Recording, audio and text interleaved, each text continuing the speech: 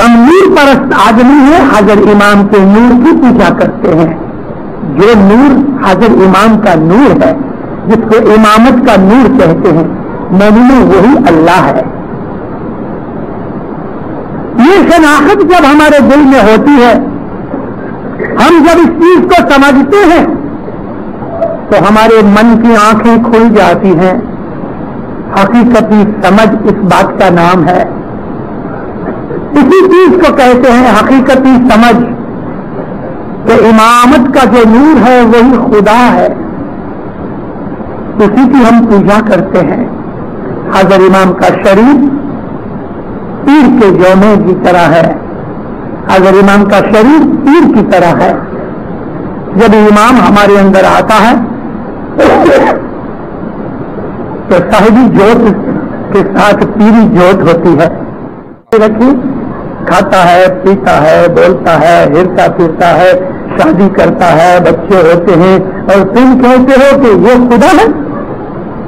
ارے بس یہ چیز بیچ میں آ جاتی ہے کہ ایک انسان کیسے ہو سکتا ہے. ہم بھی کہاں کہتے ہیں کہ انسان خدا ہے؟ ہم نے کبھی کہا کہ انسان خدا ہے؟ ہم اسماعیلیوں نے کبھی کہا کہ انسان خدا ہے؟ ہم اس کو انسان کہتے ہی نہیں ہیں.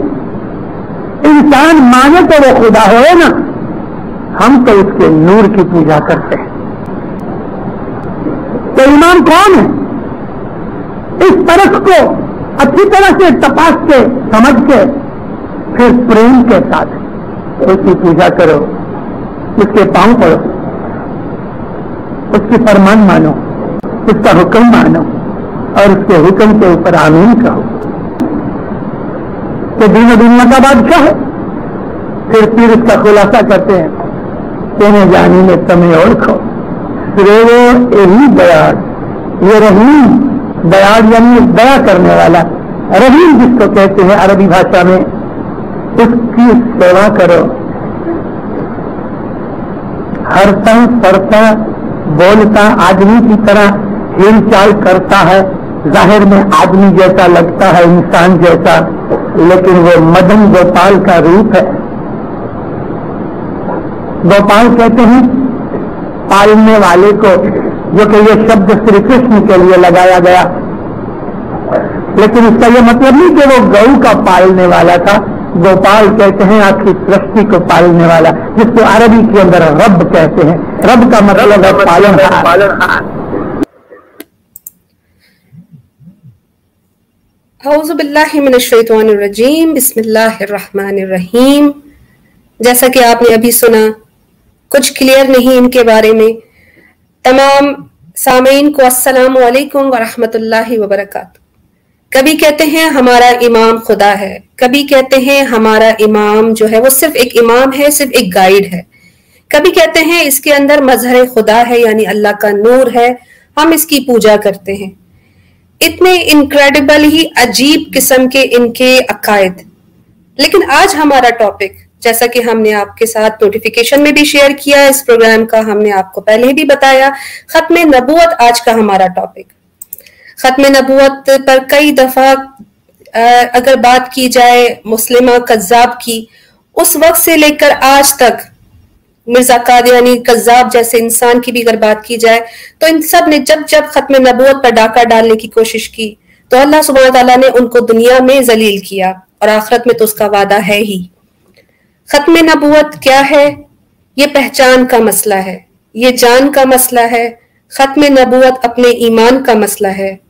یہ فیصلہ ہے پکا، منکر ہے اس کا کافر. یہ فیصلہ ہے پکا، منکر ہے اس کا کافر. یہ میرے نہیں، یہ ان کے نہیں، یہ نبی کا فرمان ہے. ختم نبوت ایمان کا مسئلہ ہے. ترمیم اس میں کوئی انسان کیسے کر دے، ترمیم اس میں کیسے کوئی انسان کر دے، رب نے کیا ہے بیان، یہ قرآن کا فیصلہ ہے.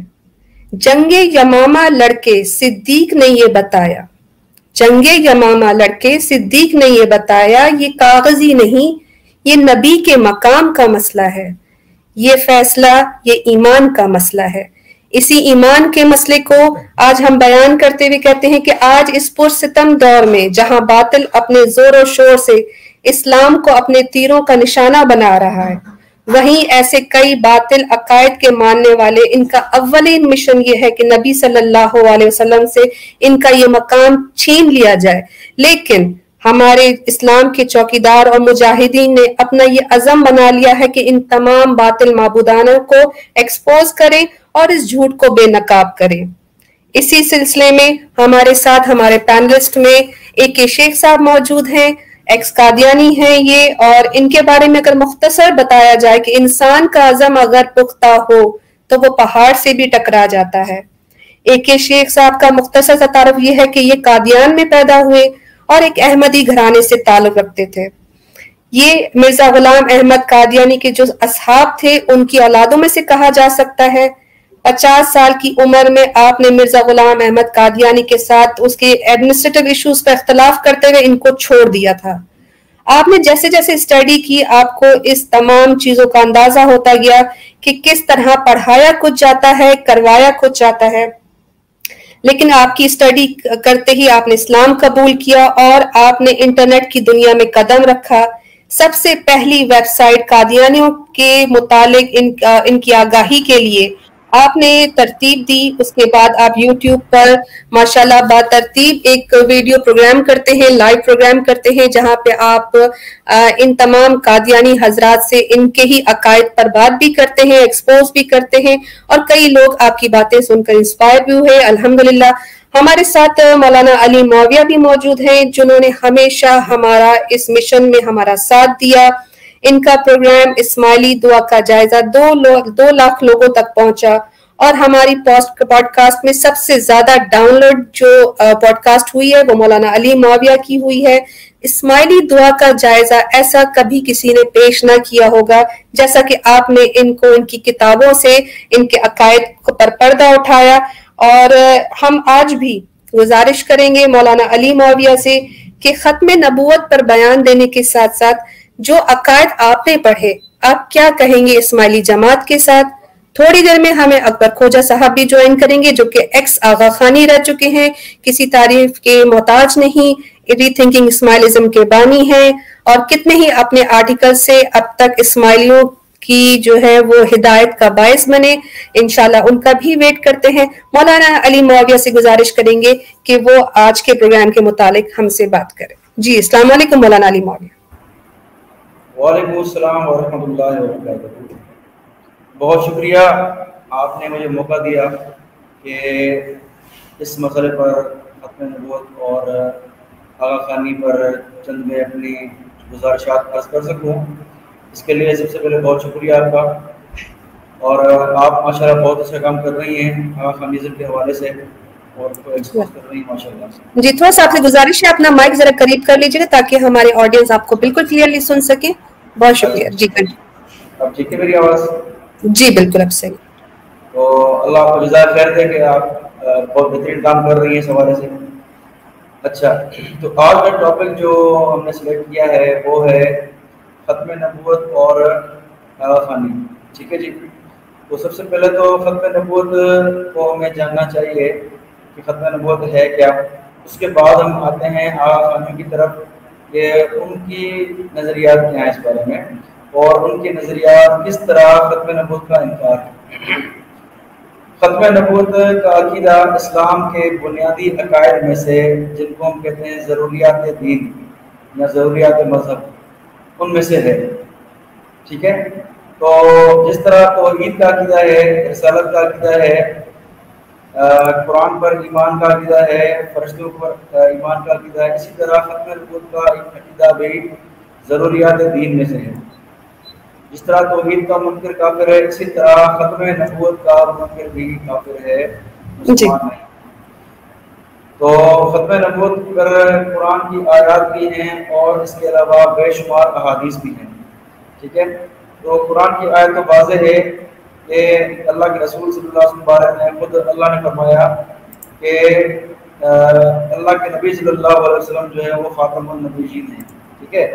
وَلَٰكِنَّ رَسُولَ اللَّهِ وَخَاتَمَ النَّبِيِّينَ، سورہ احزاب میں اللہ نے واضح فرمایا، ٹھیک ہے جی۔ تو یہ واضح قرآن میں اللہ نے واضح فرما دیا ہے۔ اس کے علاوہ احادیث میں بھی آپ اٹھا کر دیکھیں گے تو احادیث میں بھی بے شمار احادیث میں، میں چند احادیث کوٹ کرتا ہوں۔ ایک حدیث میں اللہ کے رسول صلی اللہ علیہ وسلم واضح فرمایا کہ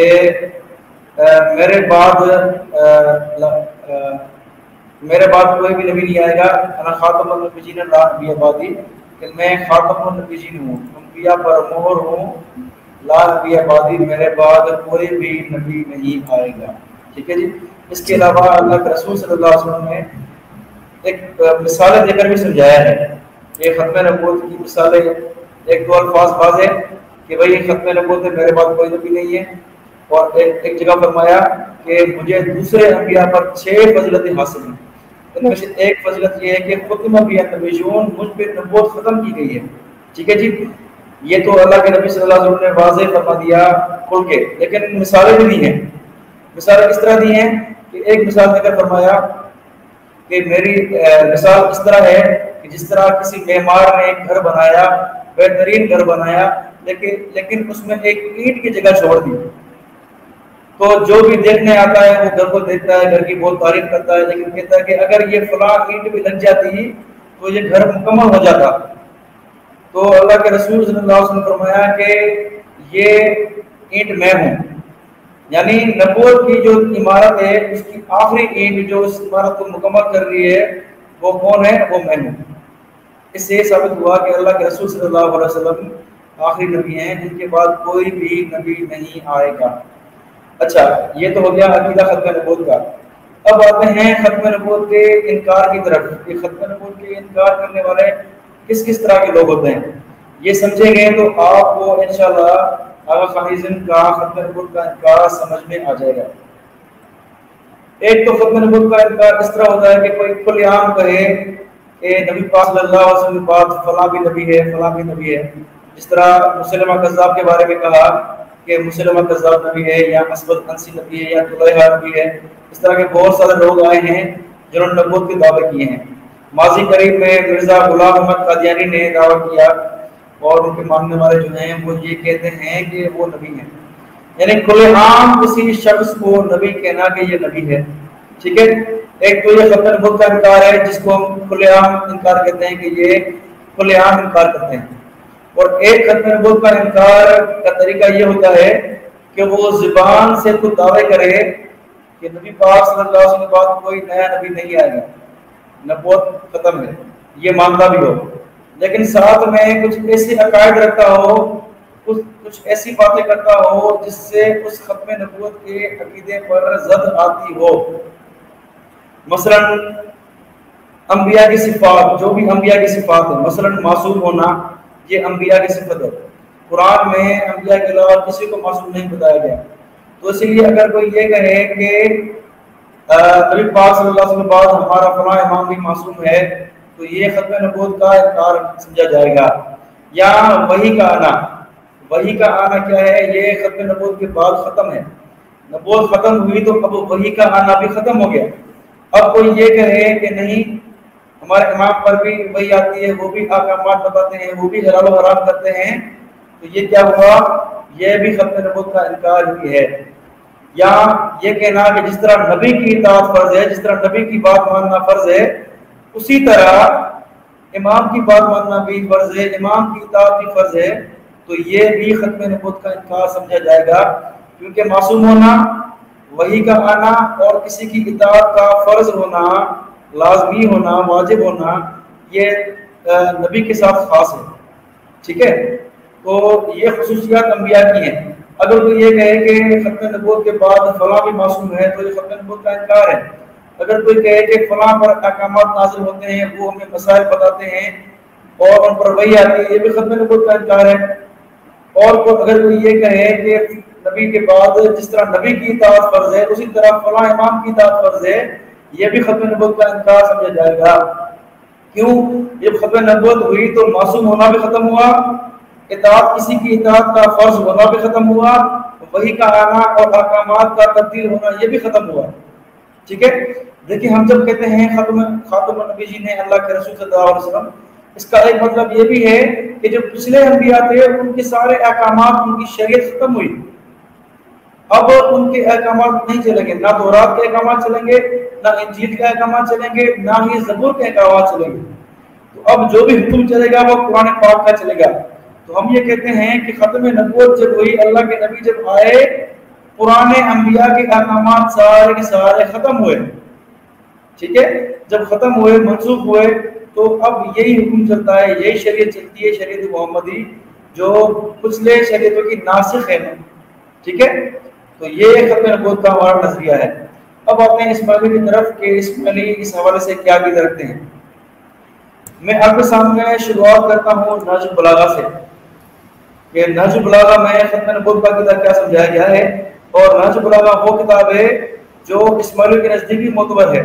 علمی خزانہ میں ان کی نصیر الدین منزائی صاحب نے اس کو معتبر لکھا ہے نہج البلاغہ کو، اس لیے آپ اسکرین میں دیکھ سکتے ہیں، اسکرین پر آپ کے سامنے خطبہ نمبر 232 232 موجود ہے۔ واضح طور پر سیدنا علی رضی اللہ تعالیٰ عنہ جو ان کے اسماعیلیوں کے پہلے امام ہیں، وہ کیا فرماتے ہیں؟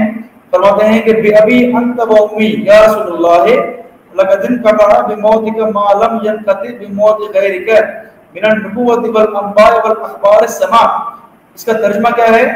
یا رسول اللہ، میرے ماں باپ آپ پر قربان ہوں، آپ کے رحلت فرمانے سے نبوت، خدائی احکام اور آسمانی خبروں کا سلسلہ قطع ہو گیا، جو کسی اور نبی کے انتقال سے قطع نہیں ہوا تھا۔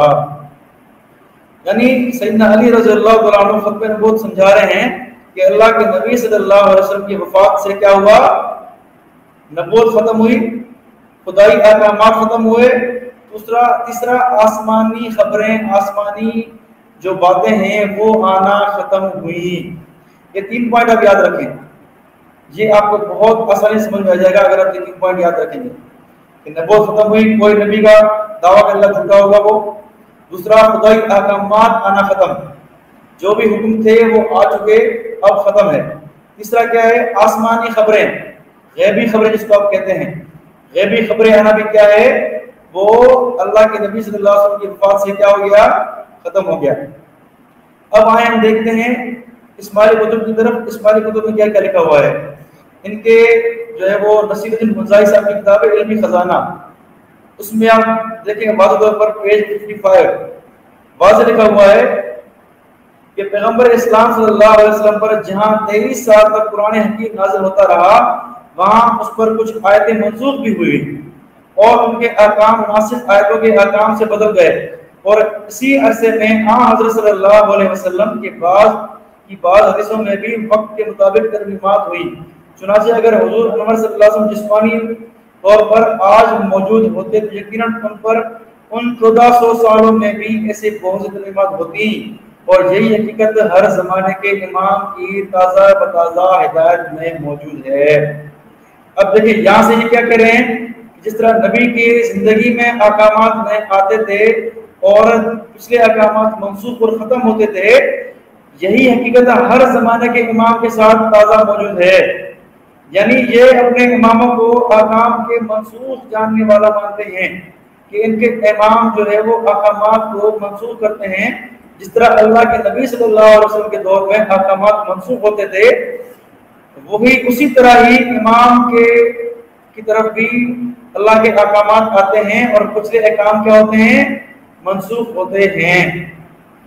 تو اس حوالے سے واضح آپ سمجھ گئے کہ جو انہوں نے کام بتایا ہے امام کا، وہی کام ہے جو نبی کا کام ہے۔ تو یعنی ان کے نزدیک نبوت ختم نہیں ہوئی، صرف زبانی دعویٰ تو کرتے ہیں کہ نبوت ختم ہے، نبوت ختم ہے، حقیقت میں یہ اپنے اماموں کو درجہ دیتے ہیں نبیوں کا۔ اسی لیے انہوں نے یہ کہا ہے کہ جس طرح اللہ کے نبی کے دور میں احکام منسوخ ہوتے تھے، اسی طرح ہمارے امام بھی احکام منسوخ کرتے ہیں۔ تو یہ ختم نبوت کا اقرار تو نہ ہوا، زبانی اقرار ہوا لیکن حقیقت اقرار نہ ہوا۔ تو یہ احکامات کو آنا مانتے ہیں، احکامات جاری ہونا مانتے ہیں، اس طرف ان کا نظریہ۔ اور اس طرف دیکھیں سیدنا علی نے کیا فرمایا کہ آسمانی احکام ختم ہوئے، قرآنی احکام ختم ہوئے، اب کوئی نیا حکم نہیں آئے گا۔ تو سیدنا علی کے فرمان کے مطابق یہ ختم نبوت کے منکر ثابت ہو رہے ہیں، ٹھیک ہے۔ اب آئیں دوسرا ریفرنس آپ دیکھیں، یہی کتاب علمی خزانہ، اس کا پیج نمبر 56، اس میں آپ واضح دیکھ سکتے ہیں کہ لکھا ہوا ہے کہ یعنی خدا اور اس کے رسول کے بعد امام صاحب اختیار ہے۔ دیکھیں امام کیا ہے؟ صاحب اختیار ہے۔ امام کو اختیار ہے کہ وہ احکامات بدلے یا نہ بدلے، وہ امام کے اختیار میں ہے۔ اس لیے وہ نہ صرف خدا اور رسول کی ہدایات کو لوگوں تک پہنچاتا رہتا ہے بلکہ ساتھ ہی ساتھ اپنے اختیار سے زمان و مکان کے تقاضا کے مطابق ذاتی ہدایت بھی کرتا ہے۔ تو دیکھیں ختم نبوت کے بعد ان کے نزدیک احکامات جاری ہوتے رہتے ہیں، شریعت میں باتیں آتی رہتی ہیں اور امام کو اختیار حاصل ہے کہ امام اپنی طرف سے احکامات کو تبدیل کرے اور اپنی طرف سے لوگوں کو ہدایت جاری کرے۔ تو آپ خود اندازہ لگائیں کیا یہ ختم نبوت کا انکار ہے کہ نہیں ہے؟ بالکل کھلے عام ختم نبوت کا انکار ہے۔ جو کام نبیوں کا ہے وہ کام انہوں نے اپنے امام کے لیے مانا ہے، ٹھیک ہے جی، تو یہ ختم نبوت کا کھلا انکار ہے۔ اس کے بعد آپ دیکھیں یہ ایک کتاب ہے، اس کا پیج 48 ہے، اس میں آپ دیکھیں یہ کہتے ہیں کہ قرآن کے 40 سپارے ہیں جس میں سے 30 سپارے اس دنیا میں ہیں، ٹھیک ہے، اور 10 سپارے جو باقی رہے وہ اس یعنی امام کے گھر میں ہیں۔ اب دیکھیں 30 سپارے کے بعد آگے یہ 10 سپارے اور مانتے ہیں، اور وہ کون سے مانتے ہیں؟ تو ان کے امام کے پاس ہے، یعنی بطور ان کے وحی ابھی بھی آ رہی ہے، اور 10 سپارے ان کے اماموں کے پاس ہے۔ ختم نبوت کے بعد بھی آیات نازل ہوئی ہیں، اس لیے ان کو یہ ان 10 سپاروں کو ان کے امام کے پاس مانتے ہیں۔ اور آگے لکھا کہ ان 10 سپاروں کو اطہر بیت کہتے ہیں، ست گور امام کی زبان یہی 10 سپارے ہیں۔ اور حوالے کے نام پہ لکھا گنان مومن چیتامنی، ٹھیک ہے، تو یہ انہوں نے بات لکھی ہے۔ تو آپ بعض طور پر دیکھیں یہ ان کے نزدیک 40 پارے ہیں، 30 پارے وہ جو اللہ کے نبی صلی اللہ علیہ وسلم نازل ہوئے، 10 پارے وہ جو ان کے امام کی زبانی ہیں۔ تو دیکھیں کس طرح کھلے ختم نبوت کا انکار واضح موجود ہے، اور اس کے علاوہ کیا انکار ہو، ٹھیک ہے، صرف زبان سے اقرار کرنے سے یہ دین ثابت نہیں ہوگا کہ آپ ختم نبوت کو مانتے ہیں، بلکہ نبیوں کی صفات بھی آپ نے ماننی ہوگی کہ وہ بھی ختم ہیں۔ ایسا نہیں کہ زبان سے کہے کہ ختم نبوت ہے لیکن صفات وہ نبیوں والی اپنے ایمان میں مانے، ٹھیک ہے۔ آگے چلیں، چوتھا حوالہ دیکھیں آپ، یہ ایک کتاب ہے، اس کا حوالہ نیچے لکھا ہے، حوالہ صفحہ نمبر 68، مارگ درشکا حصہ اول از مشنری علی بھائی باغبانی۔ ان سے سوال ہوا، سوال خود ہی کرتے ہیں اور جواب دیتے ہیں۔ سوال یعنی پیغمبر یعنی ناطق اور اساس یعنی امام، ان دونوں میں کس کا درجہ بڑا ہے؟ اب سوال یہ کہ درجہ نبی کا بڑا ہے یا امام کا بڑا ہے؟ تو جواب میں کیا کہتے ہیں؟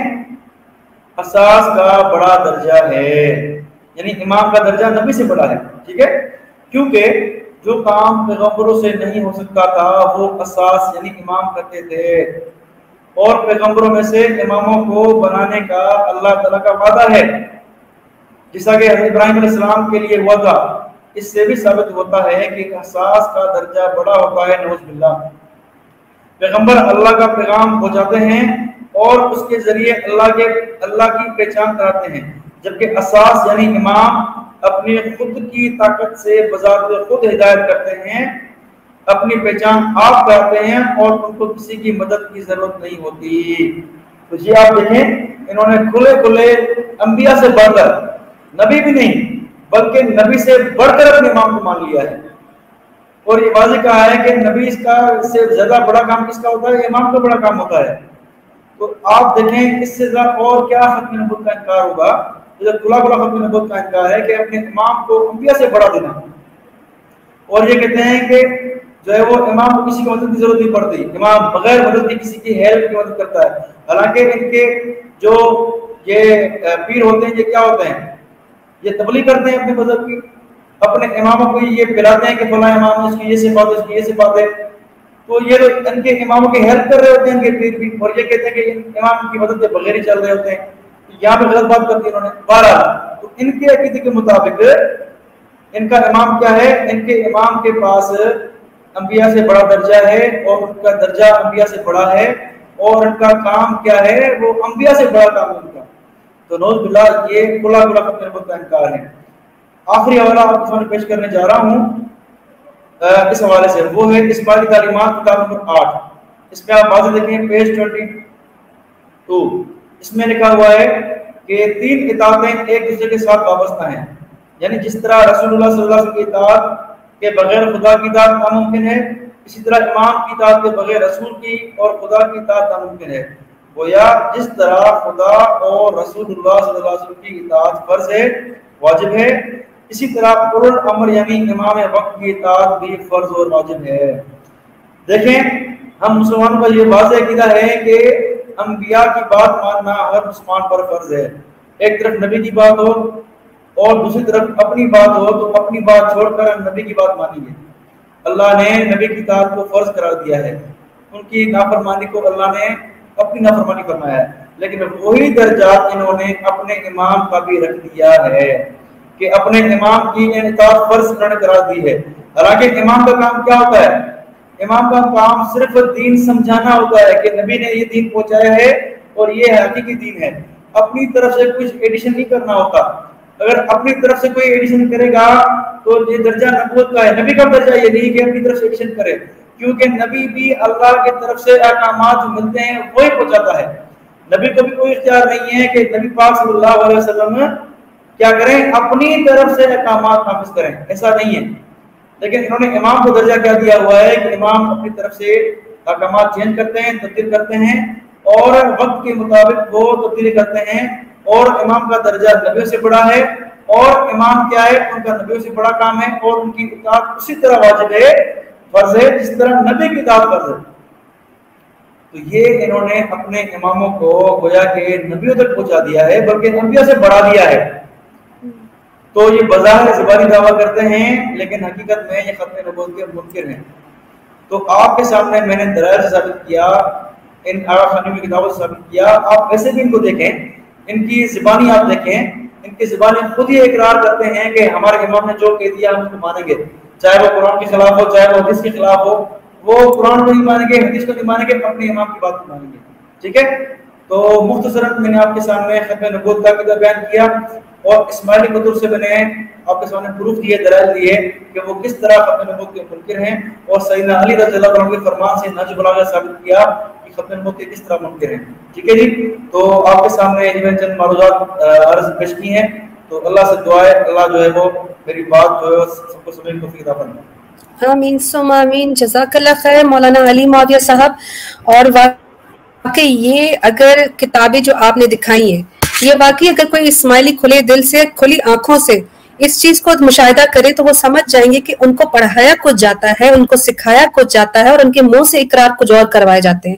اور اسی لیے اسی سلسلے میں ہم آج جو ہے یہ پروگرام لے کے آئے ہیں، تاکہ تمام چیزوں سے بالا تر ہو کے نبی صلی اللہ علیہ وسلم کی شان کی حفاظت کرتے ہوئے ہم ان کو یہ بتا سکیں کہ آپ لوگ ختم نبوت کا انکار کرتے ہیں۔ جیسا کہ میں نے پروگرام کے سٹارٹ میں بھی بتایا کہ ختم نبوت کا جو ایک تحریک ہے الحمدللہ کئی برسوں سے چلتی آ رہی ہے، اس میں کئی لوگوں نے کامیابی بھی حاصل کی اللہ کے فضل و کرم سے، انہی میں ہمارے ایک شیخ صاحب بھی شامل ہیں، مبارک ہو ان کو، تو کیونکہ انہی کی طرح کے لوگ اور ان کی ہی کاوشوں سے قادیانی پاکستان کے آئین میں کافر قرار دیے، کن وجوہات پہ قرار دیے، اور اب ان کی جو مشن ہے وہ کس حد تک پہنچا، اور اس میں کیا مزید ان کے جو ہے وہ آگے سے ان کے پلاننگ ہے قادیانیوں کے حوالے سے، اور کس طرح یہ ان میں آگاہی پیدا کریں گے۔ ایک شیخ صاحب السلام علیکم۔ وعلیکم السلام، اللہ تعالیٰ آپ کو خوش رکھے۔ سب سے پہلے تو میں اس چینل کے منتظمین اور جو پینلسٹ میرے دوست احباب ہیں، میں ان کا شکریہ ادا کرتا ہوں کہ مجھے یہ موقع دیا گیا کہ میں احمدیت المعروف قادیانیت پہ ان کے جو اصل تعلیم یا ان کا اصل چہرہ جو ہے، جو کہ عام پبلک کے سامنے، ایون عام احمدی یا قادیانی کے سامنے بھی نہیں ہے، وہ کچھ مختصر سا بیان کر سکوں۔ سلسلہ یہ ہے کہ ابھی ہمارے اسکالر محترم علی معاویہ صاحب نے ختم نبوت کی قرآن و حدیث سے تعریف، اس کا مختصر سا تعارف ہمیں دیا، جو کہ بڑا جامع اور اتنا ہے کہ اس کے اوپر مطلب مجھے مزید کچھ کہنے کی ضرورت نہیں۔ وہ باقاعدہ طور پہ بہت ہی ایک ایسا جامع تھا کہ میں اس سے آگے کچھ نہیں کہہ سکتا، سوائے اس کے کہ جو کچھ وہ اس چیز کو بتا رہے تھے، تھوڑا سا فرق جو بتا رہے تھے کہ آغا خانیوں کے اندر جو ان کے امام ہیں ان کے بارے میں، خاص طور پہ جو شروع میں پروگرام کے شروع میں انٹرو دیا گیا کہ آغا خانی جو ہیں وہ لوگ امام کو کیا سمجھتے ہیں، اس کو وہ امام کو، حاضر امام کو نور جانتے ہیں، اور نور جو ہے وہ خدا ہے، اور خدا مطلب ان ادر ورڈز کہ وہ امام کو مان رہے ہوتے ہیں جبکہ وہ ایک انسان ہے۔ میرے لیے یہ بالکل ایک نئی چیز تھی۔ پھر اس کے بارے میں کہ یہ اپنے آپ کو گوپال، اور گوپال جو ہے وہ پالنے والا، جو کہ در حقیقت جو عربی لفظ ہے رب، رب پالنے والا، نرش کرنے والا، اس کو کہتے ہیں کہ یہ بھی اسی کا مطلب یہ الفاظ انہوں نے وہاں سے یہ لیے ہوئے۔ اب اس میں مشترک یہ ہے کہ مرزا غلام احمد قادیانی بھی گوپال تھا، اس نے کہا کہ مجھے بھی نام دیا گیا، یہ بڑی آگے عجیب آپ کے لیے شاید مزہ کا خیز ہو، لیکن یہ باتیں مرزا صاحب نے، مرزا غلام احمد قادیانی جو مذہب احمدیت جس کو عرف عام میں فتنہ احمدیت کہا جاتا ہے، کہ اس کے جو بانی تھے انہوں نے یہ چیزیں دی ہوئی ہیں۔ دوسری چیز معاویہ صاحب نے جو ایک قدر مشترک بیان کی، آج کے جو سربراہ ہیں احمدیہ کلٹ کے، مرزا مسرور احمد صاحب، ان میں اور آغا کریم میرے ہم نام ہیں، ان کے اندر جو یہ چیز بتائی، میں حیران ہوا ہوں یہ چیز جان کے کہ آغا خان صاحب قرآن کی زبان کو نہیں سمجھتے، قرآن کی زبان کو نہیں جانتے۔ آپ سے عرض کر دوں کہ مرزا مسرور احمد صاحب کا دعویٰ ہے کہ I am the man of God, I am the representative of God on this planet، کہ میں اس خطہ عرش پر اللہ کا نمائندہ ہوں، لیکن مجھے اللہ کی زبان نہیں آتی، مجھے قرآن کی زبان نہیں آتی، میں اس کو نہیں سمجھتا، اور مجھے اس نے اپوائنٹ کیا۔ Now you have to think about this one seriously۔ مطلب میں یہ احمدی حضرات سے مطلب توجہ چاہتا ہوں کہ وہ دیکھیں کہ اللہ تعالیٰ ایک شخص کو اپنے نمائندے کے طور پہ بھیج رہا ہے، اب اللہ کی اور اس کی کمیونیکیشن بھی ہوگی۔ اب وہ کمیونیکیشن کیسے ہوگی کہ اس نے آلریڈی جو پوری انسانیت کا مینول ہے، جو منشور ہے پوری انسانیت کا، جسے ہم قرآن کہتے ہیں، وہ دے دیا ہوا ہے۔ جب اس کا نمائندہ اللہ کا بقول اس کے قیام دا ریپرزینٹیٹو آف گاڈ، کہ یہ اس کو سمجھتا ہی نہیں ہے، جانتا ہی نہیں ہے، اس کو پڑھ بول نہیں سکتا، وہ بالکل میری طرح کا، جیسے میں ایک نالائق جاہل آدمی قرآن کا علم نہیں رکھتا، میری طرح کیا ہے، اب وہ اللہ کا نمائندہ بنا ہوا ہے۔ یہ احمدیوں کے لیے بڑا سیریس معاملہ ہے۔ دے ہیو ٹو تھنک کہ پہلی چیز تو یہ ہے کہ آپ ڈائریکٹلی اللہ تعالیٰ کے اوپر سوالیہ نشان اٹھاتے ہیں، جو کون سا خدا ہے جس نے ایسا اپنا نمائندہ دیا ہے، جو اس کی اپنے جو ماسٹر ہے اس کی زبان کو نہیں سمجھتا۔ بہرحال آگے چلتے ہیں اس کے اوپر کہ احمدی حضرات ختم نبوت کو کیا کہتے ہیں، کس طرح لیتے ہیں۔ میں عرض کروں گا کہ کسی مربی یا مفتی کی زبان میں نہیں، جو عام احمدی ہے، جس طرح عام مسلمان ایک سادہ سے لفظوں میں سادہ زبان کے اندر سمجھتا ہے کہ میں مسلمان ہوں، میں کیا ہوں، اس طرح جو ایک عام احمدی ہے اس کے علم میں کیا ہے۔ آپ کے لیے یہ چیز حیرت کا باعث ہوگی کہ اگر آپ یہ چیز جان لیں کہ احمدی لوگ جو ہیں، اور میرا خیال ہے خانی بیچارے بھی اسی طرح ہی ہوں گے، کہ احمدی لوگ احمدیت کو اسلام سمجھتے ہوئے احمدیت کو اسلام سمجھتے ہوئے اس کے ساتھ پیار کرتے ہیں، اس کی اطاعت کرتے ہیں، اس کو اپنایا ہوا ہے انہیں۔ اب احمدیت کیا ہے، اسلام کیا ہے، یہ دو چیزیں جاننی بہت ضروری ہیں۔ اس کے لیے کیا ہوگا کہ ایک تو آپ کو قرآن کا مطالعہ کرنا پڑے گا جس کے اندر اسلام ہے، دوسرا احمدیت کا مطالعہ کرنا پڑے گا جو کہ 82-83 کتابوں کے اندر بند ہے۔ میرے پیچھے جو کتابیں میرے یہاں لگی ہوئی شیلف میں، یہ مرزا غلام احمد کی جو ہیں، ان کو اگر آپ دیکھیں، یہ ایگزیکٹلی یہ ساری کتابیں اگر پڑھیں گے یہ لوگ تو ان کو پتا چلے گا ان کے اندر ہے کیا۔ اور انفارچونیٹلی آپ حیران ہو جائیں، 95 to 97% احمدیوں نے ان کتابوں کو کھول کے نہیں دیکھا ہوا ہے۔ 95 to 97% احمدی حضرات نے ان کتابوں کو کھول کے نہیں دیکھا کہ اس میں لکھا کیا ہوا ہے۔ مثال کے طور پہ چلیے میں یہاں پہ تھوڑی سی آپ کو ایک ہلکی سی مثال دے دیتا ہوں۔ مرزا غلام احمد صاحب قادیانی فرماتے ہیں، جو بانی ہیں اس مذہب کے، کہتے ہیں کہ نبوت کا دعویٰ کرنے والے کو ہم واجب القتل اور لعنتی کہتے ہیں۔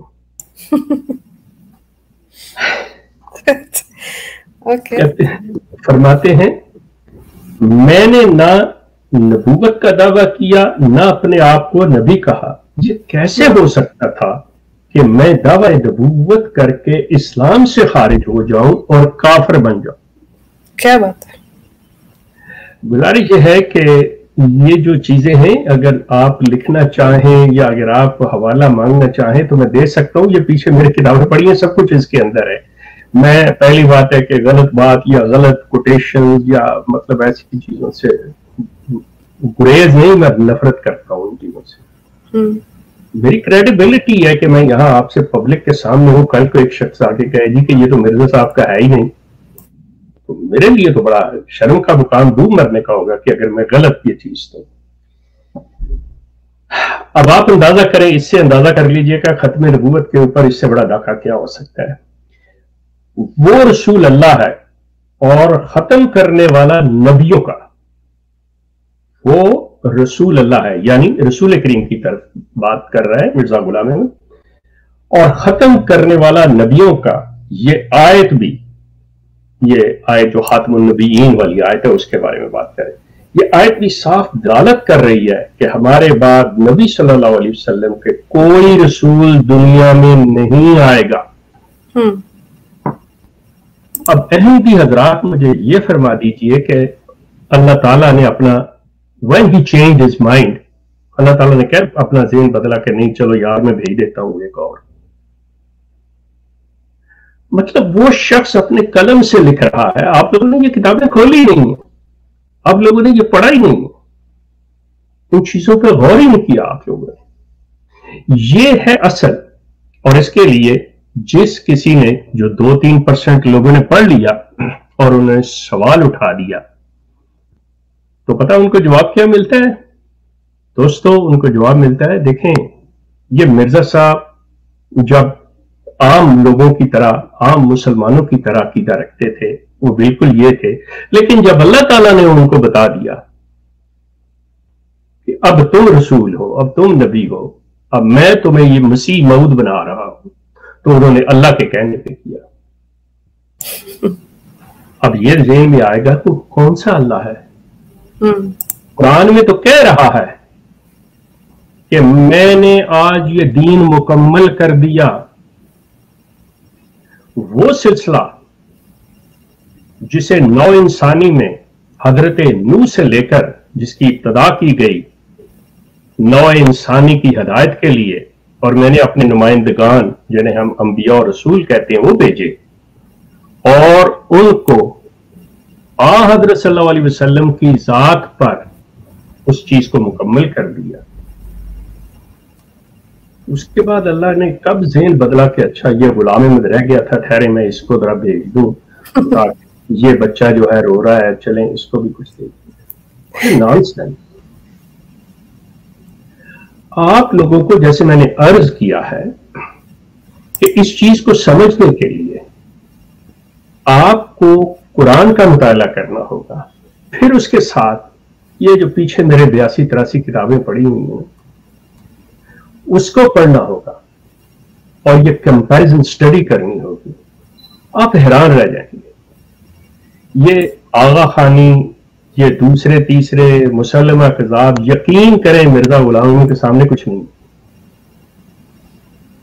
मिर्जा गुलाम अहमद कादियानी और उसके आज लोग जो हैं, जो उसकी क़यादत है, काबरीन है, मैं आम अहमदी की बात नहीं कर रहा, आम अहमदी को तो पता ही नहीं है।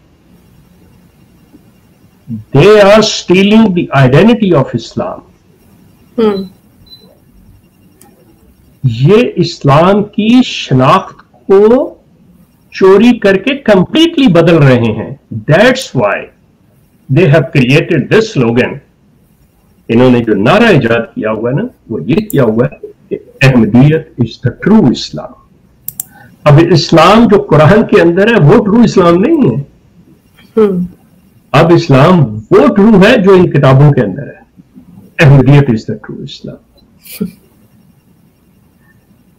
यकीन कीजिए मेरे अजीज दोस्तों, मैं अहमदियों से भी निहायत एहतराम से ये गुजारिश कर रहा हूं और मुसलमानों से भी कि आप लोगों को सीरियसली इस चीज को देखना होगा, पढ़ना होगा। ये जो लफ्जों की बहस है ना कि देखें जी खातम के माने मोहर होते हैं, खातम के माने बंद करना होता है, ये होता है, वो होता है। अल्लाह ताला ने अपने कुरान के अंदर ये इंसान की हदायत के लिए ये जो सारा मैनुअल दिया था, उसको बताया कि मेरे अंबिया आएंगे और मेरे अंबिया किताबों के साथ आएंगे, वो आपको बताएंगे, आपको समझाएंगे। आप उसके अंदर जो भी तब्दीली करेंगे, इख्तलाफ करेंगे, मैं दोबारा भेजूंगा और वो किताबों के साथ, और वो आपके इख्तलाफात को मिला के आपको फिर एक उम्मत बना देंगे। अगर आप सूरह बकरा का पढ़ें तो आपको बड़े वाज़ेह तौर पे ये चीज आ जाएगी। अब वो अंबिया आते रहे, ये सारा सिलसिला चलता रहा। फिर अल्लाह ताला सूरह माइदा के अंदर ये फरमाते हैं कि आज हमने दीन मुकम्मल कर दिया और अपनी तमाम नेमतें आपको दे। जब अल्लाह ने ये वाज़ेह बात कह दी तो इस लफ्ज को लेके चलना कि जी हम खत्म नबूवत को मानते हैं या नहीं मानते, अब इनका एक और लफ्जों से खेलना बड़ा जबरदस्त है। आप हैरान हो जाएंगे किसी अहमदी से पूछे कि जी आप तो रसूल करीम को खातमुन नबी नहीं मानते क्योंकि आपने रसूल अल्लाह के बाद एक और शख्स को नबी माना। वो कहेंगे जी हम कसम खाते हैं, हम कलमा पढ़ के कहते हैं कि जी रसूल करीम जो है हम उन पर खातमुन नबीय्यों में मानते हैं, उन पर ईमान रखते हैं। तो भाई अगर आप मानते हो, रखते हो, लेकिन मसला ये है जी हम उन्हें आखिरी शरई नबी मानते हैं। अब ये एक और मामला इन्होंने शुरू कर दिया कि हम मिर्जा गुलाम अहमद को शरई नबी नहीं मानते, ला बेरिंग नबी नहीं मानते। रसूल करीम आखिरी नबी थे शरीयत वाले, मिर्जा गुलाम अहमद है गैर शरई, नॉन लाबेरिंग प्रॉफिट, जो कि उम्मती है। वो कैसे? वो आप बैठे हुए हैं, आप इंतजार कर रहे हैं हजरत ईसा आएंगे, तो हजरत ईसा आएंगे तो वो नबी नहीं है, वो उम्मती नबी होंगे ना। तो मिर्जा साहब का दावा है कि मैं ही ईसा हूं। अच्छा, आप इनकी लफ्जों की जगलरी अगर आप देखें, जिस तरह लफ्जों से खेलते हैं, मिर्जा साहब फरमाते हैं, अब आप हैरान हो जाएंगे, मिर्जा साहब फरमाते हैं कि अगर कुरान ने मेरा नाम ईसा इब्ने मरियम नहीं रखा तो मैं झूठा। अब लाइए दुनिया में वो कुरान जिसके अंदर गुलाम अहमद को ईसा इब्ने मरियम कहा गया हो। मतलब आप यहां चाहें मुझे पूरा दिन, यकीन करें मैं इस चीज पे इतने ज्यादा इनके ये सारी चीजें दे सकता हूँ आप हैरान। लेकिन मेरा अहमदी दोस्तों से है कि चूंकि वो मुझे पहले भी सुन चुके हैं, मेरी और वीडियोस भी पड़ी हुई हैं, तकरीबन मेरा ख्याल 600-700 मेरे चैनल पे पड़ी हुई हैं। आप खुदारा मेरी आपसे दरखास्त है, हम्बल रिक्वेस्ट, کہ آپ لوگ مرزا صاحب کی کتابیں کھولیں. لوگ تو پڑھنے نہیں دیتے, لوگ تو اپنی باتوں کو چھپاتے ہیں کہ جی پتہ نہیں سمجھے. میں کہتا ہوں آپ کھولیں ان کو. میں یہ نہیں کہتا مرزا غلام احمد کو نہ پڑھیں, میں کہتا ہوں پڑھیں آپ اس کو. یقین کریں آپ پڑھیں گے, آپ ایک منٹ بھی احمدی نہیں رہ سکیں گے. آپ کہیں گے ہم کس مصیبت میں ہیں. قرآن کا مطالعہ کیجئے. قرآن از دا اسلام. کوئی انسان اسلام نہیں ہے, چاہے وہ آغا خان ہو, چاہے مسرور ہو, چاہے غلام احمد ہو. رسوخ ایک انسان کامل حضرت صلی اللہ علیہ وسلم اور اس مین کائنڈ کا نو انسانی کا منشور قرآن. اس کے علاوہ کوئی چیز نہیں ہے. To be honest with you, آپ کی باتیں, میری باتیں ہماری اوپینینز ہیں, ہماری رائے ہے جو ہماری عقل ہمیں بتا رہی ہے.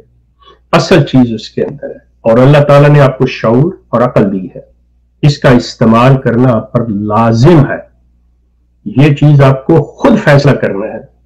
یہاں پہ آ کے آپ کہیں جی میں نے تو علینا بہن کا پروگرام سنا تھا, مجھے ان کی آواز بڑی اچھی لگی, مجھے ان کا طریقہ بولنے کا اچھا لگا, میں نے تو ان کی بات مان لی. وہ معاویہ صاحب آئے تھے, انہوں نے بڑی زبردست بات کی تھی, میں ان کو اور میاں نہ معاویہ صاحب نے, نہ اس علینا بہن نے آپ کے ساتھ وہاں پہ جانا ہے, نہ آپ کے اماں نے, نہ ابا نے. You have to face yourself. You are going to face the questions of Allah. یہ جو چیزیں ہیں یہ ہم نے خود بھگتنی ہے, تو اس کے لیے فیصلہ بھی آپ کو کرنا ہوگا. یہ نہیں ہے وہ دیکھیں جی اتنے لوگ وہ تھے, وہ اس مسلک میں شامل تھے یا اس چیز کو لے کے چل رہے تھے تو میں بھی اس طرح. یہ حیوانی روش ہوتی ہے. انسانی روش یہ ہے کہ وہ اپنے فیصلے خود کرتا ہے. اللہ تعالیٰ قرآن میں بار بار غور و فکر اور تدبر کی بات کرتے ہیں کہ یہ غور و فکر کرو, تدبر کرو. حتیٰ کہ قرآن کے اندر اللہ تعالیٰ کہتا ہے کہ میری آیات پہ بھی اندھوں بہروں کی طرح نہ گر پڑو, اس کو بھی سوچو سمجھو, اس پہ بھی غور کرو, اپنی آیات کے بارے میں بات کرو. میں علینا بہن آپ کے ٹائم کی نہیں, ہم آپ کی باتوں میں اتنے کوئی ریلیٹ کرنے لگ گئے تھے کہ ہمارا کچھ خود بھی یہی حال رہا کہ ہم اسماعیلزم میں تھے اور یہی اندھے گونگے بہروں والا حال تھا. لیکن یہی قرآن نے ہدایت دی, اسی قرآن نے جو ہے وہ ہمیں روشنی بخشی. اور جو باتیں آپ کر رہے ہیں ایسا لگتا ہے جیسے ہم آغا خانیت ہی شاید آپ کے منہ سے سن رہے ہیں, کہ جیسے ان کے امام, ان کے مرزا کو قرآن نہیں آتا, مسرور کو قرآن نہیں آتا. میں تو صاحب نہیں کہتی ان صاحب کو, خیر. تو ان کو جب قرآن نہیں آتا تو یہ دعویٰ کیسے کرتے ہیں قرآن کو سمجھنے کا اور سمجھانے کا. یہی حال کچھ جو ہے وہ آغا خانیوں کا بھی ہے, اور جس طرح آپ ان کی میجر سرجری کرتے ہیں اس طرح ہمارے پاس ایک بہت ہی ان کے جو سرجن بیٹھے ہیں اکبر کھوجا صاحب, اور آغا خانیوں کا جو ہے جو ان کے صحیح عقائد کو سامنے لا کے ایکسپوز کرنا ہو تو اکبر کھوجا سے بہتر کوئی نہیں کر سکتا. السلام علیکم اکبر کھوجا صاحب. جی وعلیکم السلام ورحمۃ اللہ وبرکاتہ. لینا کیسے ہیں آپ؟ الحمدللہ. کیسے ریلیٹ کریں گے ایک ایک صاحب کی باتیں, اور آپ بھی ایک ہی ہیں ہمارے لیے, تو کیسے ریلیٹ کریں گے دونوں ایک باتیں؟ ہاں, ایک شیخ صاحب سے پہلے بھی ایک پروگرام پہ ہم نے ساتھ کیا تھا, ختم نبوت پر ہی تھا, اور ہم بیک سٹیج اسی بات کو اس وقت بھی ہوسٹ کے ساتھ بیٹھے ریلیٹ کر رہے تھے کہ جو ختم نبوت پر اور اسلام پر جو ڈاکہ ڈالا گیا ہے, اور اب دیکھیں اس میں کمنالٹی آپ کو یہ ملے گی کہ یہ ساری چیزیں جو آغا خان کے حق میں بھی بڑے بڑے فیصلے ہوئے تھے, اور غلام احمد قادیانی بھی جب کھڑا ہوا تو آغا خان کے حق میں کئی کورٹ کیسز ایسے تھے جو کہ جنہوں نے آغا خان کی جو اسٹرینتھ تھی اس کو انکریز کیا تھا سب کانٹیننٹ میں بھی, اور اسماعیلی کمیونٹی جو اس وقت خوجہ تھے ان میں بھی اتھارٹی انکریز ہوئی تھی. اور انگریزوں نے ان دونوں کو اٹھایا تھا, چاہے غلام احمد قادیانی ہو چاہے وہ آغا خان, خاص طور پہ آغا خان سیکنڈ اور تھرڈ اس میں کافی کی لوگ تھے. آغا خان تھرڈ نے تو بہت ریولیوشنلائز کیا تھا اسماعیلزم کو, اور اس میں ظاہر ہے he was obviously backed by a lot of theological references from ظاہر ہے اس کے اپنے کمالات نہیں تھے, he was supported.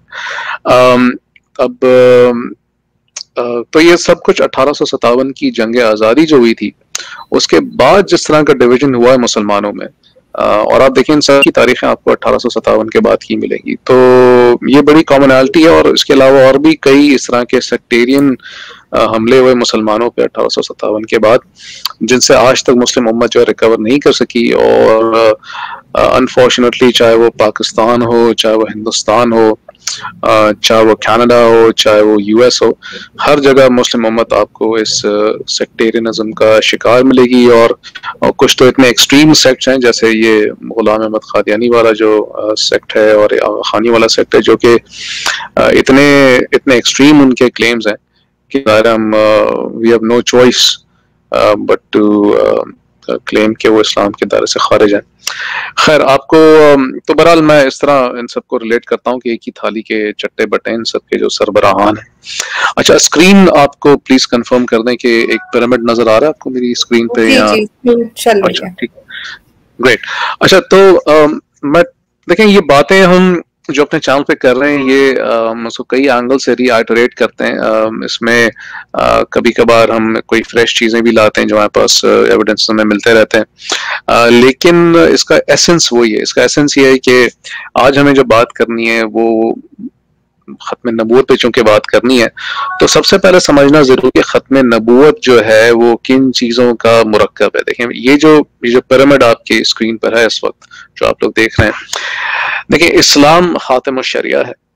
نبی کریم صلی اللہ علیہ وآلہ وسلم خاتم النبیین ہے، اور قرآن جو ہے وہ خاتم الکتب. قرآن کے بعد کوئی کتاب نہیں، یعنی کوئی گائیڈنس نہیں. رسول اللہ صلی اللہ علیہ وآلہ وسلم کے بعد کوئی آنے نہیں والا جو کہ اللہ سبحانہ و تعالیٰ کی تعلیمات ہم تک پہنچائے وحی کے ذریعے یا کتاب کے ذریعے یا اپنے اقوال اور اپنے اعمال اور اپنی ٹیچنگز اور اپنی قرآن کی ایکسپلینیشن کے ذریعے.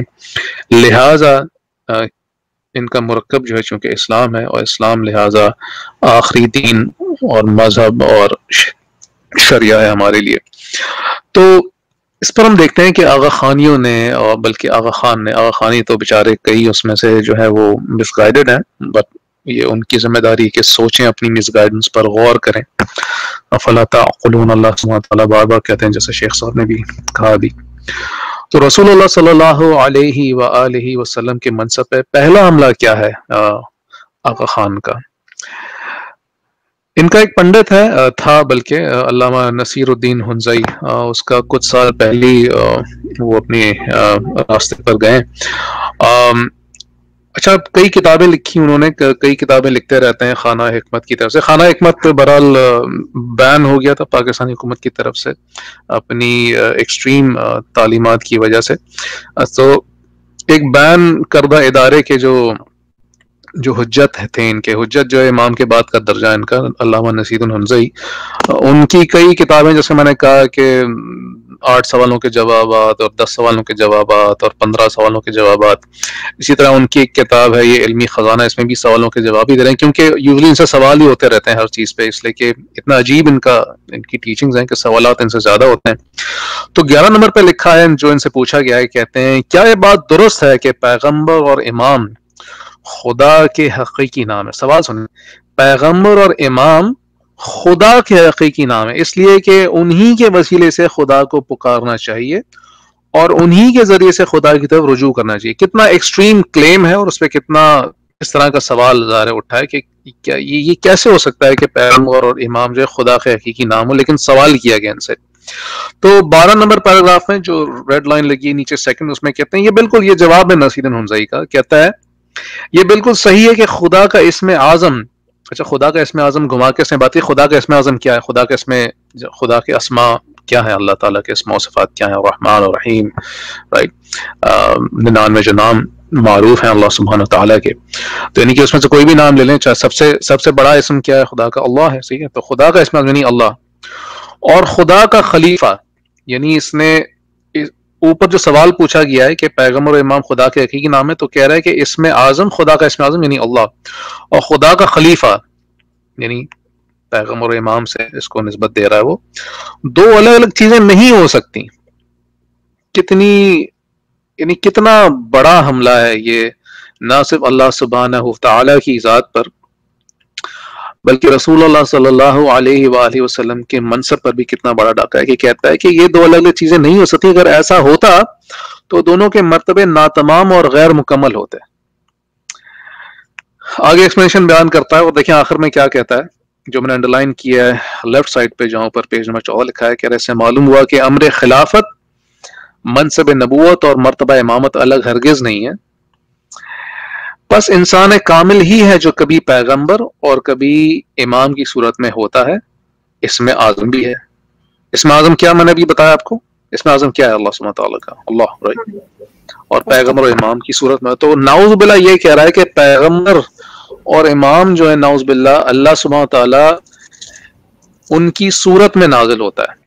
اور اسی لیے بڑا مشہور ہے اسماعیلیوں میں کہ، اور ہم نے اپنے چینل پہ بھی بہت زیادہ اس کو ہائی لائٹ کیا ہے کہ یہ لوگ امام کو مظہر کہتے ہیں، اور اپنے آپ کو بھی آغا خان جو ہے کہتا ہے مظہر آف اللہ.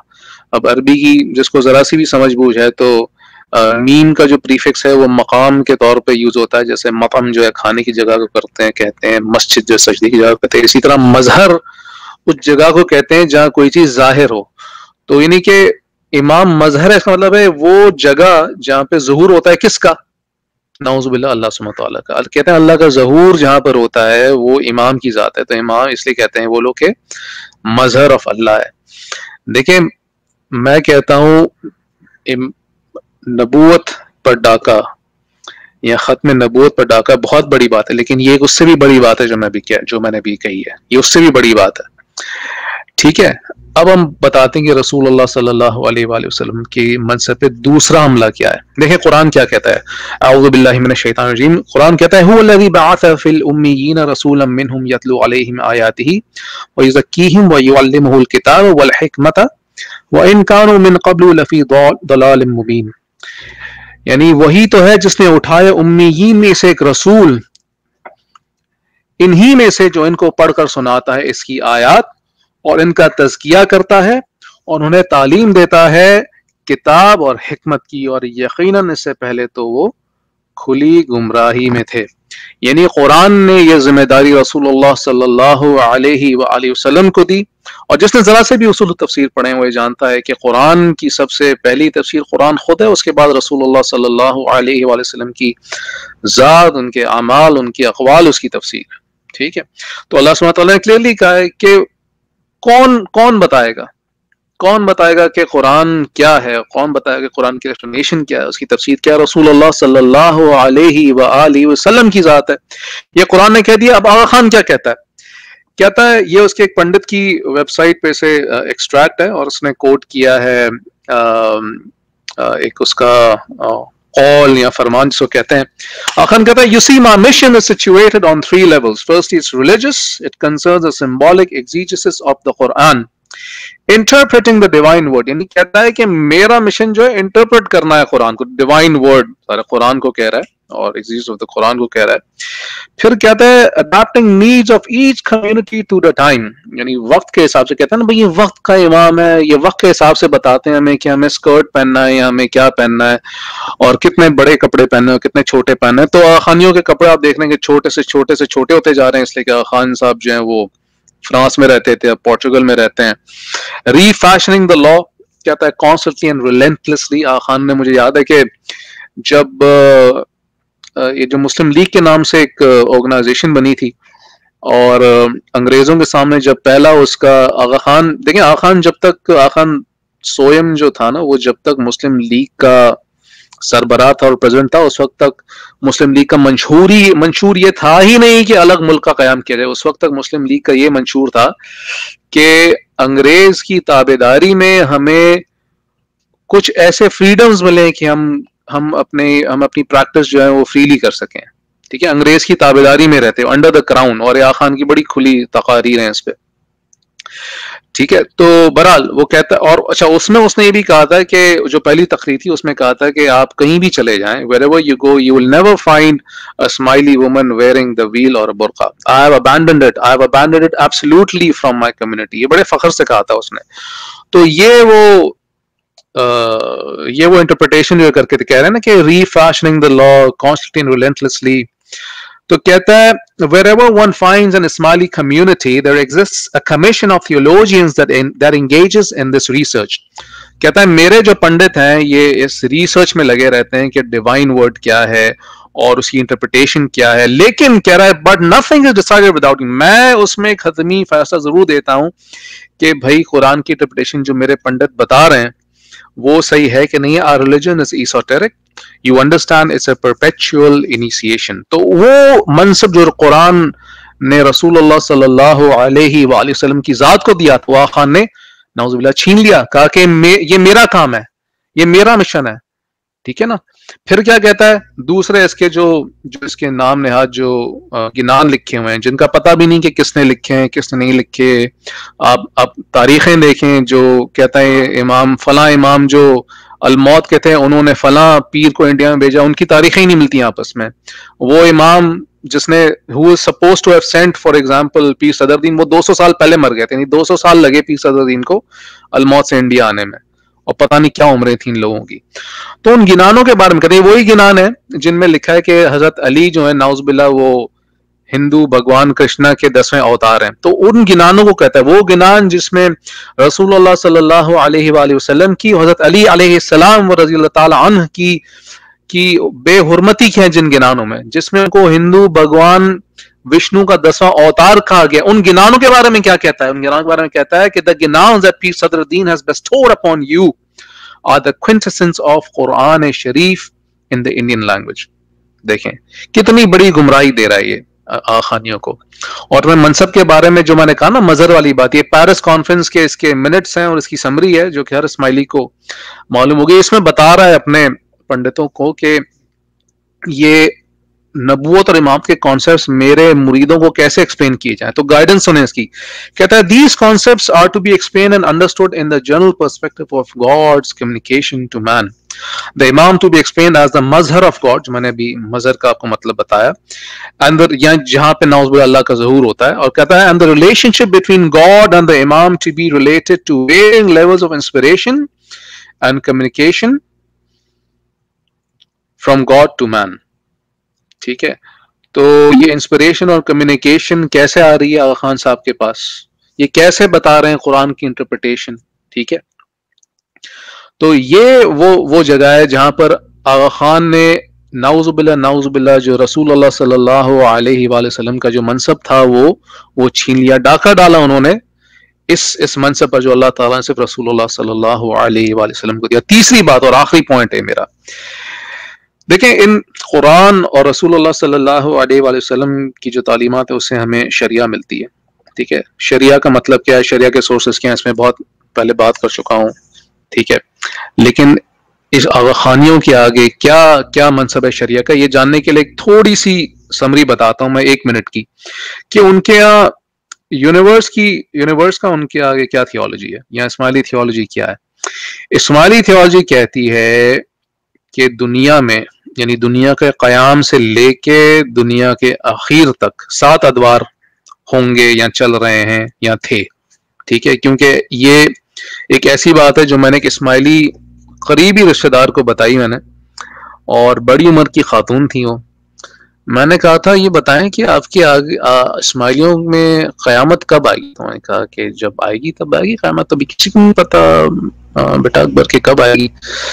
میں نے کہا آپ کو پتا ہے کہ آپ کے دین میں قیامت آ چکی ہے. تو حیران ہو گئی اور کہنے لگی کیا this can't be real, right? And I told her that is real، کیونکہ اسماعیلی تھیولوجی میں قیامت آ چکی ہے، اور قیامت جو ہے ان کے قائم القیامہ جو ہے وہ گزر چکے ہیں، انہوں نے قیامت کا اعلان کر دیا ہے. اور کس طرح کیا ہے، وہ کیا تھیولوجی ہے، سمپلی وہ کہتے ہیں بھئی 7 ادوار ہوں گے دنیا میں، یا ہیں یا تھے یا جو بھی 7ویں، کہتے ہیں ہم 7ویں دور میں ہیں. اور کہتے ہیں ہر دور کا ایک ناطق ہے، حضرت آدم علیہ السلام پہلے دور کے، حضرت نوح علیہ السلام دوسرے دور کے، حضرت ابراہیم علیہ السلام تیسرے دور کے، and so forth. اس طرح 7 ادوار ہیں. 6 دور کے جو ناطق ہیں وہ رسول اللہ صلی اللہ علیہ وآلہ وسلم کی ذات ہے. اچھا کہتے ہیں بھئی ہر دور میں ایک جو ہے وسیع ہوگا. تو کوئی ناطق جو ہے وسیع کے بغیر نہیں آ سکتا. تو حضرت آدم کے جو ناطق، حضرت شیس علیہ السلام، حضرت نوح کے سام علیہ السلام، حضرت اسماعیل، حضرت ہارون، حضرت شمعون اور حضرت رسول اللہ صلی اللہ علیہ وآلہ وسلم کے ناطق جو ہیں وہ حضرت علی رضی اللہ تعالی عنہ علیہ السلام ہے. اچھا پھر کہتے ہیں کہ ہر دور میں 7 امام ہوں گے، اور جو 7واں امام ہوگا نا وہ پروموٹ ہو کے اگلے دور کا ناطق بن جائے گا. وہ کلیم کرے گا کہ بھائی میں ناطق ہوں، لہٰذا وہ اگلے دور کا بولے گا میں امام نہیں ہوں، میں ناطق ہوں. تو پہلے دور میں بھی یہ وہ نعوذ باللہ، دوسرے دور میں بھی یہ وہ نعوذ باللہ، اور اس طرح کرتے کرتے کرتے ہم آ جائیں چھٹے دور پہ. تو کہتے ہیں بھائی چھٹے دور کے پہلے جو امام تھے حضرت وہ جو وسیع تھے وہ امام بھی تھے، حضرت علی رضی اللہ تعالی علیہ السلام، پھر حضرت امام حسین، پھر زین العابدین، محمد بن باقر، جعفر صادق، پھر حضرت اسماعیل اور ان کے جو صاحبزادے تھے محمد بن اسماعیل. کہتے ہیں بھائی وہ چھپ گئے، ٹھیک ہے نا، اور انہوں نے قائم القیامہ بننا تھا اور انہوں نے اعلان نہیں کیا، اور وہ اگلے دور، لیکن ان کو یہ پتا تھا کہ 7ویں دور کا جو ناطق ہوگا وہ مہدی ہوگا. ضروری نہیں ہے وہ مہدی کے نام سے ہو، کہتے ہیں وہ مہدی کے نام سے، لیکن وہ مہدی ہوگا، یعنی کہ ہادی، ہدایت سے نکلا نا، مہدی ہادی تو ہدایت دینے والا، تو وہ ہادی ہوگا، لیکن وہ 7ویں دور کا امام کلیم کرے گا جب وہ مہدی بنے گا اگلے دور کا. انتظار کرتے رہے ان کے اور امام آئے، تو انہوں نے تبین کو شش امام بھی کہا جاتا ہے، خیر گنتے رہے. حسن بن صبا کا دور آیا، پھر حسن دوئم جب آیا جو کہ ان کے دائی بزرگ بن محمد بن بزرگ امید کا بیٹا تھا، اس نے یہ کلیم کیا کہ بھئی میں جو ہوں وہ قائم القیامہ ہوں، میں اگلے دور کا مہدی ہوں. حالانکہ وہ امام بھی نہیں تھا، وہ دائی بزرگ بن محمد بن بزرگ امید کا بیٹا تھا، تو اس نے یہ کلیم کیا کہ میں قائم القیامہ ہوں، اور اس نے اعلان کیا کہ اب قیامت آ چکی ہے. اور اس دن کے بعد سے اسماعیلیوں نے شریعت کا انکار کیا. کہتے ہیں کہ بھئی ہم 7ویں دور میں داخل ہو گئے، قیامت آ گئی ہے، اور چونکہ قیامت آ گئی ہے اس لیے اب شریعت کی ہمارے ہاں کوئی حیثیت نہیں، نہ ہمیں نماز پڑھنی ہے، نہ ہمیں روزہ رکھنا ہے، نہ ہمیں زکوٰۃ دینی ہے، نہ ہمیں حج کرنا ہے. ہر اسلام کے ہر حکم کی اب ہم تعویل کریں گے. حج کا مطلب ہے امام کو دیکھنا، زکوٰۃ کا مطلب ہے امام کی وہ جو PKN کا ایک شوشہ چلا ہوا ہے خانیوں میں، ٹائم نالج نظر آنا، تو وہ ہے. اچھا وہ بھی کر دیا، لیکن پیسوں کو خان نے کہنا ہے پیسے کی کوئی ایزوٹرک امپلیمنٹیشن نہیں ہے، پیسہ جو ہے وہ مجھے ایسا کہ ایسا چاہیے، لیکن نماز کی ایزوٹرک امپلیمنٹیشن ہے، انٹرپریٹیشن ہے، کلمہ بھی ایزوٹرک ہو گیا، اور یہ جو آپ کا حج ہے یہ امام کو دیکھنا حج ہو گیا، یہ بھی ایزوٹرک ہو گیا، ہر چیز ایزوٹرک ہو گئی سوائے پیسوں کے. تو یہ اچھا یہ میں کوئی ہوائی باتیں نہیں کر رہا ہوں، یہ اسماعیلیوں کی اپنی کتاب جو آپ کی نظر آ رہی ہے، اور یہ جو میں نے آپ کو تھیولوجی بتائی یہ بھی اسماعیلیوں کی اپنی کتاب میں، فراد دفتری اسماعیلیز ہسٹری اینڈ ڈاکٹرائنز میں، یہ اوپر آپ دیکھیں، جس کو یہ ریکارڈڈ سیشن ہے تو جو چاہے آرام سے پڑھ لے اس کو، میں جلدی اس کو گو تھرو کروں گا. تو اس میں جو 132 پیج ہے نچلا جس میں نظر آ رہا ہے، اس میں لکھا ہوا ہے کہ بلکہ the early Ismailis further maintained, probably by projecting their current ideas to the past, that each of the first 6 Nathiqs was succeeded, 132 پہ آگے, was succeeded by a spiritual legatee or executor, Wasi, also called a foundation asas, or the silent one Samit, who interpreted the esoteric truths, haqaiq contained in the inner or batini dimensions of their eras, revealed messages to the elite. In the first 6 eras, Sayyid, Shem, Ismail, Harun, Yushua or Joshua, Shamun, As-Safa, Simon Peter and Ali had been such legatees. تو یہ ساری جو theology ہے ان کی اپنی کتب میں موجود ہے، کوئی اکبر خواجہ صاحب اپنی طرف سے نہیں اڑا رہے. یہ اس کے بعد نیچے انہوں نے جو گرانڈ ریسریکشن ہے وہ نیچے بلو میں ہائی لائٹ ہوا ہوا ہے کہ یہ جو جب یہ ان کے جو حسن علیہ ذکر السلام تھے جو ان کے قائم القیامہ بنے، انہوں نے شریعت کا انہوں نے ابالش کی. اور پھر اس کے بعد یہ مزید ڈیٹیل ہے اس کتاب میں کہ محمد بن بزرگ امید کی جو میں بات کہی وہ بھی اسماعیلیز ہسٹری اینڈ ڈاکٹرائن سے موجود ہے، پورا ہائی لائٹڈ ہے، جو چاہے اس کو آرام سے بیٹھ کے پڑھ سکتے. بٹ اٹس اسینشلی وہی ہے جو میں نے ابھی بھی بیان کیا ہے. اور رمضان میں یہ ہوا تھا جو اس نے کیا تھا کہ بھئی آج سے کم کوئی روزے نہیں رکھیں گے. رمضان 559 after ہجری، حسن ordered a pulpit to be erected facing towards the west، یعنی کہ قبلے کی طرف الٹا منہ کر کے، اور اس وقت انہیں روزے توڑوائے سب کے سو فورتھ. یہ اسماعیلی کی اپنی کتب میں موجود ہے، جو چاہے اس کو پڑھ سکتی ہے. اور یہ اس کی ڈکلیریشن جو ہائی لائٹ ہوئی ہے کہ the Imam of the time has called you special chosen servants and relieved you of the duties and burdens of the Sharia and brought you to the Qiyamah or the resurrection. اور یہ نان اسماعیلی sources ہیں جس میں اب یہ کتاب و سنت پہ بک اویلیبل ہے، تاریخ اسماعیلیہ، اور اس میں جو انڈر لائن کیا ہوا ہے میں نے یہ ان کے نان اسماعیلی سورسز سے، یہ بڑا ایک یونانیمس سورس ہے کہ اسماعیلی جو ہے یونانیمسلی ایکسیپٹڈ فیکٹ ہے کہ اسماعیلی جو ہے وہ ان کے لیے قیامت آ چکی ہے، شریعت کی تمام بندشیں، نعوذ باللہ بندشیں جن کو کہتے ہیں، وہ ان پر سے اٹھ چکی ہیں اور وہ قیامت کے دنوں میں رہ رہے ہیں۔ اب آپ یہ بتائیں کہ اس طرح کے عقائد جو رکھے، جو نہ شریعہ کو مانے، جو نہ قرآن کو مانے، نہ قرآن کے اس حکم کو مانے کہ رسول اللہ صلی اللہ علیہ وآلہ وسلم کے پاس جو اتھارٹی ہے قرآن کو انٹرپریٹ کرنے کی، اور رسول اللہ صلی اللہ علیہ وآلہ وسلم کی شریعت کو بھی نہ مانے، تو اور یہ منصب دے آغا خان کو کہ وہ رسول اللہ صلی اللہ علیہ وآلہ وسلم تو انٹرپریٹ کرتے تھے لیکن آغا خان بھی انٹرپریٹ کر سکتے ہیں۔ تو میں نے آغا خانی سے پوچھا تھا کہ میرا بڑا خیال میں یوٹیوب پر موجود ہے، تو میں نے اس سے پوچھا کہ بھائی یہ بتائیں کہ آپ کہتے ہیں کہ امام پر بھی وحی آتی ہے نعوذ باللہ اور رسول پر بھی وحی آتی ہے؟ اس نے کہا بالکل امام پہ وحی آتی ہے، عقیدہ آغا خانیوں کا کہ امام پر وحی آتی ہے جب بھی وہ دین کو یا قرآن کو انٹرپریٹ کر کے بتاتا ہے۔ تو نعوذ باللہ آغا خان اگر برقع ختم کرنے کا حکم دیتا ہے تو وہ نعوذ باللہ اللہ تعالیٰ کی طرف سے نعوذ باللہ وحی آتی ہے اس بیسس پر دیتا ہے۔ اگر آغا خان جو ہے اسکرٹس پہننے کا حکم دیتا ہے یا اسکرٹس پہننے کی ممانعت نہیں کرتا، خاموشی بھی تو ایک تقریری وہ ایکسیپٹنس ہوتی ہے نا، ٹھیک ہے، تو وہ بھی نعوذ باللہ اللہ تعالیٰ کی طرف سے۔ تو میں نے اس سے کہا کہ یہ بتائیں آپ کہ اگر آپ کے سامنے امام پر بھی وحی آتی ہے اور نبی یا رسول، ابھی میں نبی اور رسول کی بحث نہیں کر، لیکن رسول اللہ صلی اللہ علیہ وآلہ وسلم پر بھی وحی آتی تھی اور آپ کے خان پہ وحی آتی ہے، تو فرق کیا رہ گیا دونوں میں؟ کیا فرق ہے دونوں میں؟ کہتے نہیں کوئی فرق نہیں دونوں میں۔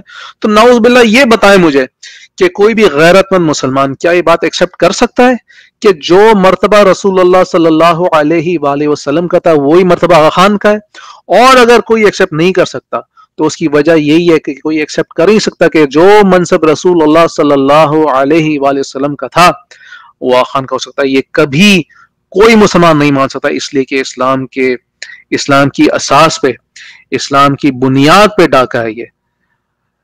جزاک اللہ خیر، السلام علیکم ورحمۃ اللہ وبرکاتہ۔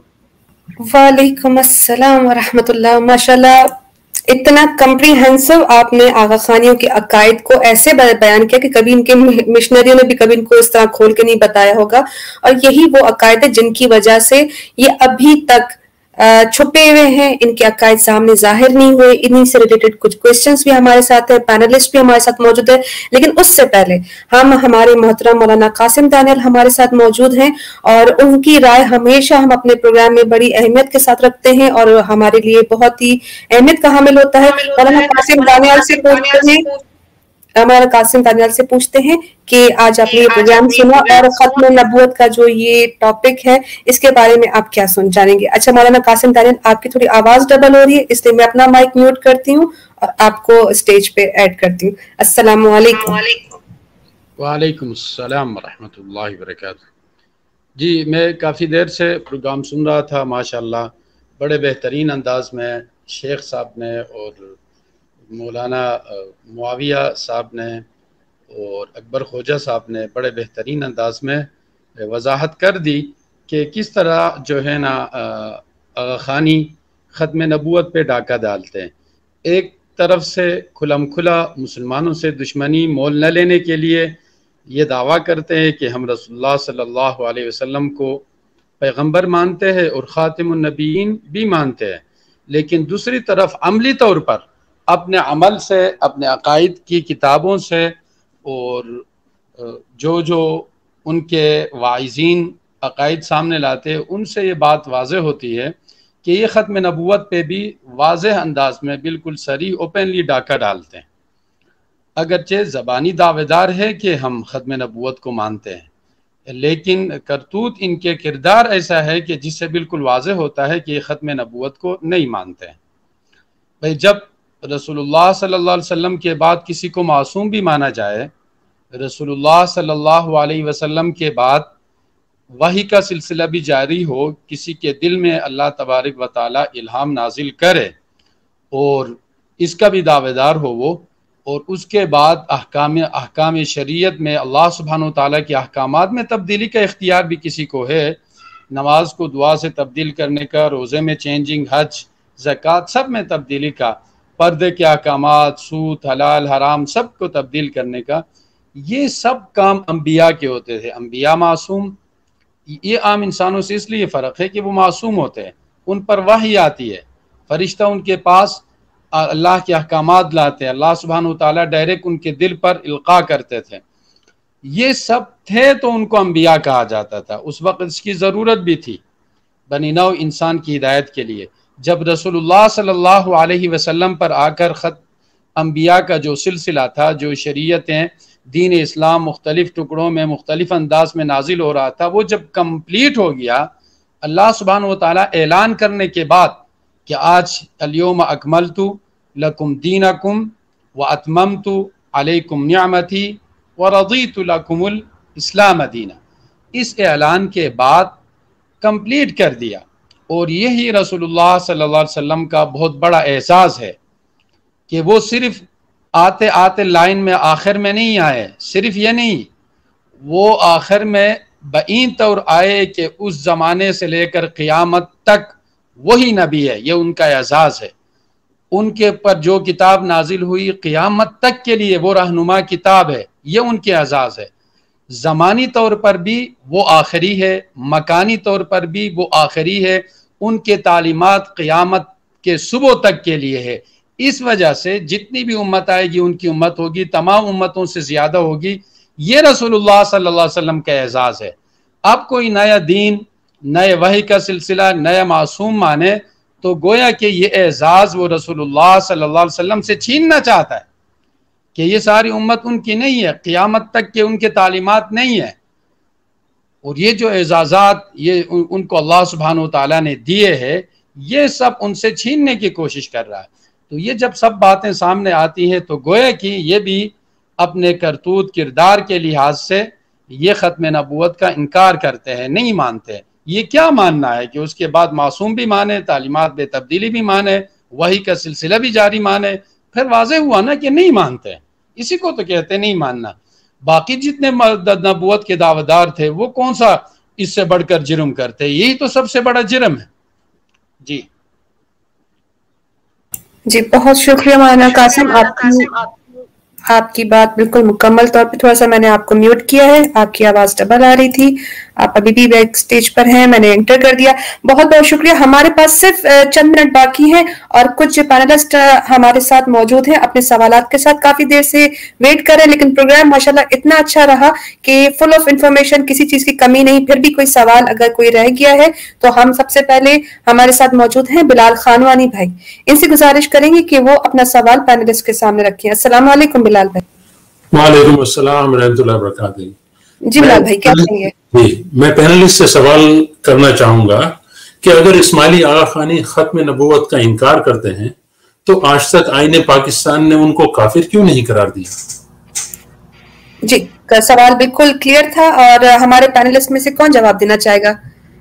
کیونکہ آئی تھنک اکبر خوجا سے ہی کہتے ہیں۔ اکبر خوجا صاحب، کیوں کمی بیشی ہو گئی پاکستان کے آئین میں اگر ہم لوگ اتنے کلیئر ہیں کہ ختم نبوت کے حوالے سے؟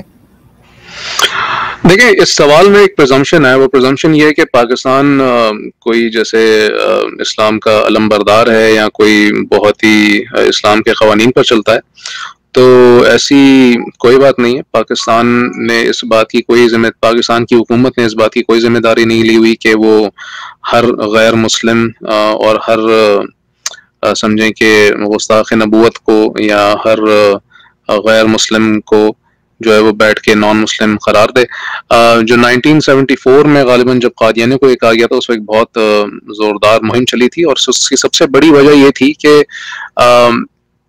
دوسرا پہلو یہ جواب ہے کہ اس وقت قادیانیوں نے بہت کلیئرلی جو ہے اپنے عقائد کا کھل کر اعلان کیا تھا، اور وہ کورٹ میں اس بات میں کھل کے سامنے آتے کہ بھئی یہ ہمارے عقائد ہیں۔ اور سب سے بڑی بات یہ تھی کہ ہم دوسرے مسلمان جو ہیں، مین اسٹریم مسلمان ہیں، ہم ان کو مسلمان نہیں سمجھتے، اس لیے کہ ہم سمجھتے ہیں کہ قادیانیت ہی صحیح اسلام ہے، جو کہ ایک شیخ صاحب بھی سر لا رہے ہیں۔ تو یہ ایک بہت بڑی وجہ تھی کہ کلیئرلی کھل کے وہ سامنے آئے تھے۔ اچھا، تو دوسرا اسپیکٹ جس میں بلڈ اپون کر رہا ہوں وہ یہ ہے کہ آغا خانی جو ہے وہ اپنے جماعت خانے تک میں آنے نہیں دیتے مسلمانوں کو یا کسی بھی غیر اسماعیلی کو، تو ان سے یہ ایکسپیکٹ کرنا کہ وہ عدالت میں آئیں گے اور اپنے عقائد کھل کر بیان کریں گے، ٹھیک ہے، اور اس پر وہ میرا پہلا والا اسپیکٹ ایڈ ہوا کہ پھر اس پر حکومت بھی اتنا انٹرسٹ اور اس میں ذمہ داری لے کہ بھائی ہاں ہمیں یہ والی چیزیں ہمیں امپلیمنٹ کرنی، جو کہ پاکستان اب ایک پولیٹیکلی ایک بہت ہی ویک سٹیٹ پر آ چکا ہے دنیا میں. لیکن اس کے لیے یہ ازمپشن ضروری نہیں کہ آغا خان یہ اپنے عقائد کھل کر بتائیں گے. نہ وہ جماعت خانے مانے دیتے ہیں، نہ ان کی کتابیں سامنے آتی ہیں، نہ وہ کبھی کھل کر اپنے عقائد بتائیں گے. تو پھر کہاں سے پاکستان میں کوئی بھی اگر کوئی مذہبی پاکستان لیول کی کوئی مذہب ہم سمجھیں گے، کوئی ایک کوئی اگر پاکستان لیول کی کہ کوئی مفتی اعظم ہو یا کوئی مفتی ہو اور وہ بھی ذمہ داری لیں، تو وہ اس بیسس پر دیں گے نا کہ کھل کے بتائیں. آپ وہ آغا خانی جو ہے آپ لوگ وہ کہتے ہیں کہ بھائی نہیں ہم تو ختم نبوت کو ہی مانتے ہیں، نہیں نماز نہیں پڑھتے، نہیں ہم نماز بھی پڑھتے ہیں. آپ لوگ زکات نہیں ہم زکات بھی دیتے ہیں. آپ لوگ حج نہیں کرتے ہیں، ہم حج بھی کرتے ہیں. ہر طرف شروع سے آخر تک جھوٹ پر جھوٹ پر جھوٹ پر جھوٹ. آغا خانی جو ہے کم از کم قادیانی میں اتنی ہمت ہوتی کہ کھل کر بتائیں انہوں نے کہ ہمارے عقائد کیا ہیں. تو اس بیسس پر وہ فتویٰ دیا گیا تھا، اس بیسس پر آئین پاکستان میں وہ ترمیم کی گئی تھی، جس بیسس میں انہیں غیر مسلم قرار دیا گیا تھا.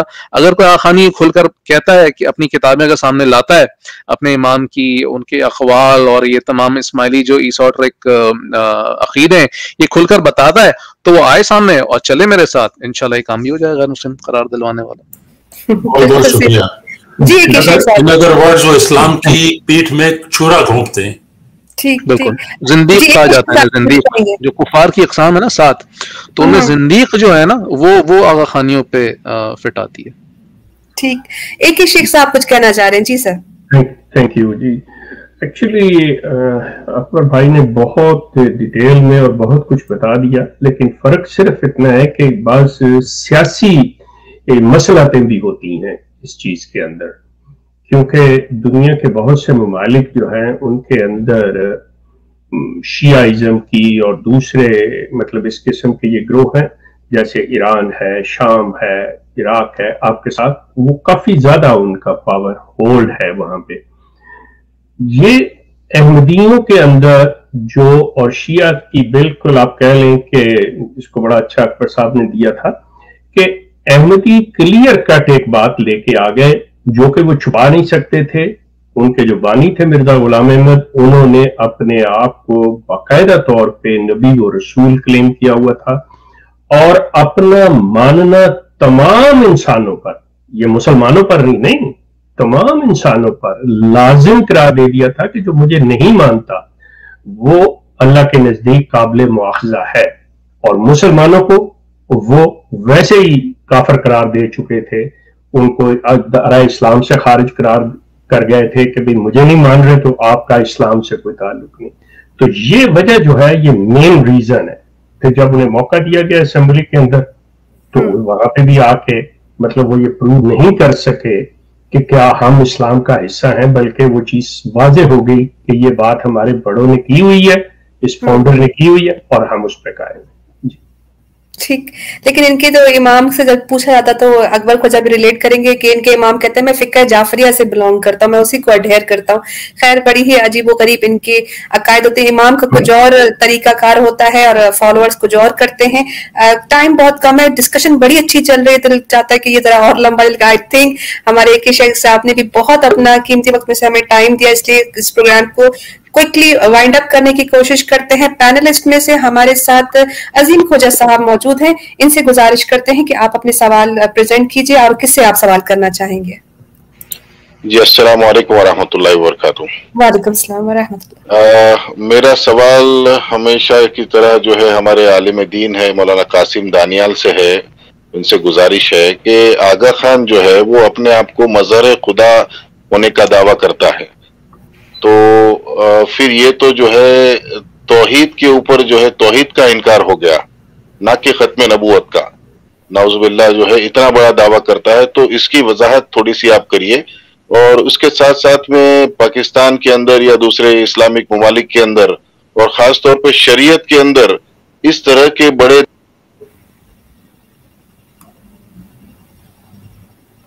جی ان کا شاید آواز کٹ گئی ہے. مولانا قاسم آپ کو آواز آ رہی ہے؟ جی میں نے سوال سن لیا. جی تو انہوں نے سوال پوچھا ہے کہ آغا خان کے بارے میں مظہر خدا ہونے کا دعویدار ہے، ختم نبوت کا انکار نہیں کرتے ہیں۔ دیکھیں ہم نے جتنی چیزیں سامنے لائی نا، مظہر خدا ہونے کا بھی دعویدار ہے۔ ان کے واعظین اس بات کو واضح کرتے ہیں کہ مظہر خدا کا مطلب کیا ہے، کہ انسانی شکل و صورت میں انسانوں کی مدد کے لیے انسان اس کو پہچانے، ان کی صورت میں دنیا میں ظہور کیا ہے۔ یہ مطلب ہے کہ خدا دنیا میں آیا ہے، آسان الفاظ میں، جو کہ ان کے تمام واعظین کے واعظ میں آپ نے شروع میں چلایا اس میں بھی یہ بات موجود ہے۔ جب یہ بات موجود ہے تو گویا کہ یہ توہین خدا کر رہے ہیں، اللہ سبحانہ و تعالیٰ کی شان میں توہین کر رہے ہیں۔ اللہ سبحانہ و تعالیٰ کی ذات وہ بلندی میں، مقام میں رسول اللہ صلی اللہ علیہ وسلم سے بہت اوپر ہے، ظاہر بات ہے، رسول اللہ صلی اللہ علیہ وسلم تو ان کے پیغمبر ہے۔ جب یہ اللہ کی توہین کیا تو یہ مرتد ہو گئے۔ اللہ سبحانہ و تعالیٰ کی توہین سے انسان مرتد ہو جاتا ہے۔ دوسرا سوال ان کا تھا کہ شریعت میں یا پاکستان کے قانون میں ان کے لیے کیا ہے؟ شریعت میں تو یہ ہے کہ من بدل دینہ فاقتلوہ، یہ کئی احادیث میں ہے کہ جو اپنا دین اسلام بدل دے، اسلام کے بعد ارتداد اختیار کرے، فاقتلوہ، اسے قتل کرو۔ حضرت علی رضی اللہ تعالیٰ عنہ نے قتل کیا، قتل کرنے کے بعد مرتد کو جلایا۔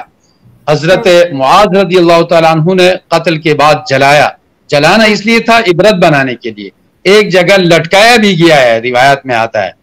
تو جو ارتداد اختیار کرے مرتد کا اسلام میں بالکل تمام ائمہ کے ہاں اس کا وہ یہ ہے کہ البتہ ان کے اعتراضات اشکالات دور کرنے کے لیے 3 دن کا وقت دیا جاتا ہے، 3 دن میں اس کے اشکالات دور کریں گے علماء کرام آ کر، پھر بھی توبہ نہیں کرتا ہے، ارتداد پر قائم رہتا ہے، اس کا اللہ کی توہین کرنے والا مرتد ہوتا ہے۔ مرتد کی سزا قتل ہے اسلام میں، شریعت میں۔ اب پاکستان میں اس کے لیے یہ قانون ہے یا نہیں ہے یہ ایک الگ بات ہے، کہ ظاہر بات ہے کہ جتنے بھی شرعی اسلامی قانون ہیں وہ پاکستان میں لاگو تو نہیں ہے۔ پاکستان ایک جمہوری ملک ہے، اگرچہ اس کے ساتھ اسلامی بھی لگا ہوا ہے، کچھ اسلامی قانون ہے، اور ان دنوں جو 18 سال سے پہلے اسلام قبول نہ کرنے کے بل لانے کی کوشش کر رہے تھے، ظاہر بات ہے وہ غیر اسلامی قانون ہے، بالکل غیر اسلامی قانون ہے۔ تو یہ ضروری نہیں ہے کہ اب یہ ہے کہ آئین میں ان کے لیے کوئی قانون ہے تو دیکھیے توہین رسالت کا قانون تو بالکل موجود ہے پاکستان کے آئین میں، اور ارتداد کا مجھے کنفرم معلوم نہیں ہے، یہی مجھے لگتا ہے کہ وہ پاکستان میں مرتد کا واجب القتل ہے، یہ قانون شاید موجود نہیں ہے۔ اور جہاں تک یہ بات آئی کہ مظہر اللہ کا دعویٰ کرتے ہیں تو وہ دوسرے عقائد میں ایک جگہ یہ دعویٰ بھی ہے، دوسرے عقائد میں وہ ان کو نبی سے بھی اونچا درجہ دیتے، جیسے اکبر خوجہ صاحب نے ریفرنس سے ثابت کر دیا، دلائل سے معاویہ صاحب نے اور شیخ صاحب نے سب کچھ سامنے لایا، اس سے بھی ثابت ہے کہ یہ ختم نبوت پر بھی ڈاکہ ڈالتے ہیں، مظہر خدا ہونے کا دونوں کا دعویٰ کرتے ہیں۔ اب آئین میں قانون کیوں نہیں بنا؟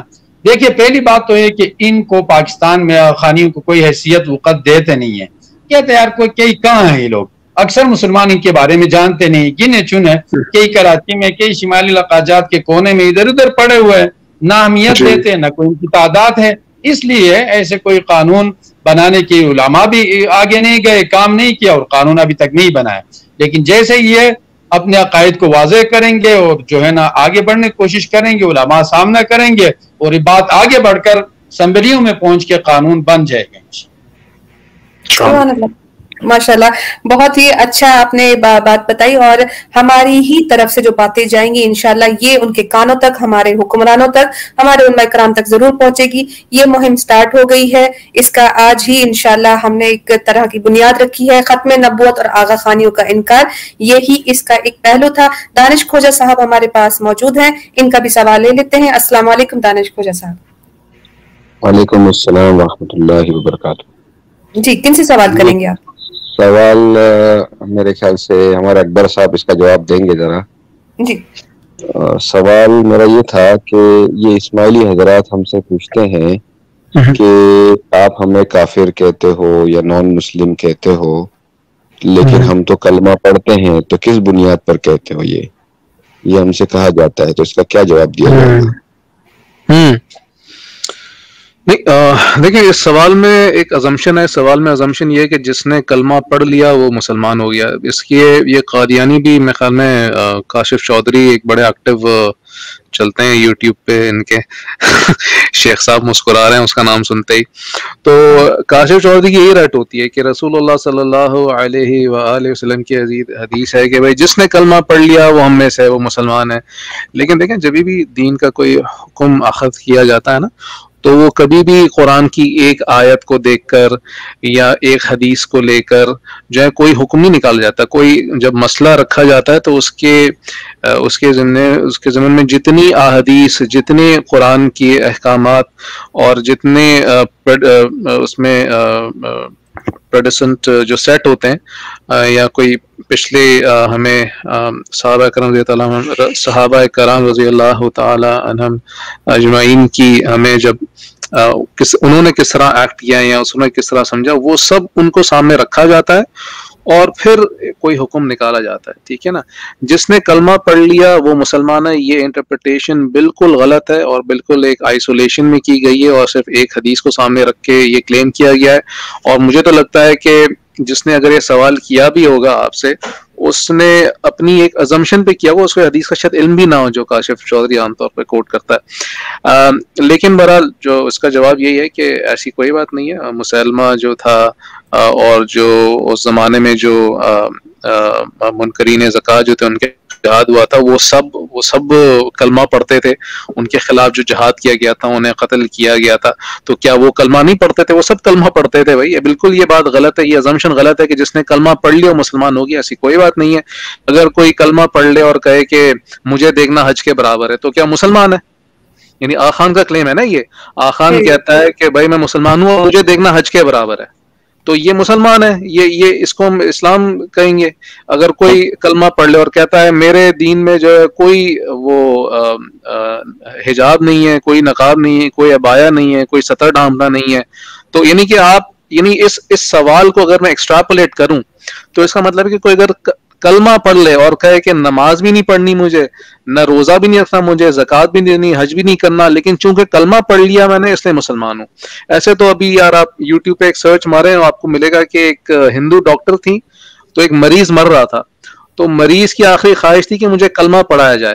تو اس ہندو ڈاکٹر نے اس مریض کو کلمہ پڑھایا تو اس ہندو ڈاکٹر نے کلمہ پڑھ لیا نا تو کیا مسلمان ہو گئی وہ؟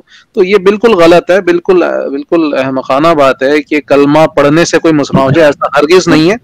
کلمہ پڑھنا مقصود نہیں ہے. اسلام کو دین ماننا، اس پر عمل کرنا وہ مقصود ہے اور اس کے ہر اللہ تعالیٰ کے ہر حکم پر اپنا جو ہے سر تسلیم خم کرنا جو ہے وہ اسلام ہے. اسلام کا مطلب جو ہے، اسلام کا مطلب کوئی پیس ٹی وی سے نہیں لیتے ہیں اسلام کا مطلب کہ اسلام مطلب پیس ہے. اسلام کا مطلب جو ہے سبمیشن ہے اور سبمیشن جو ہے وہ is to the will of the creator. Allah تعالیٰ کی ذات اور اس کے احکام اور اس کی اللہ تعالیٰ نے جو چاہتا ہے ہم سے ہم وہ کریں، وہ اسلام ہے. کلمہ پڑھ لینا کہاں سے اسلام ہے؟ کلمہ تو آخان نے بھی پڑھ لیا ہوگا، کلمہ تو ہندو بھی پڑھ لیتے ہیں. تو اس طرح یہ بالکل غلط بات ہے. ایسی کوئی بات نہیں ہے کہ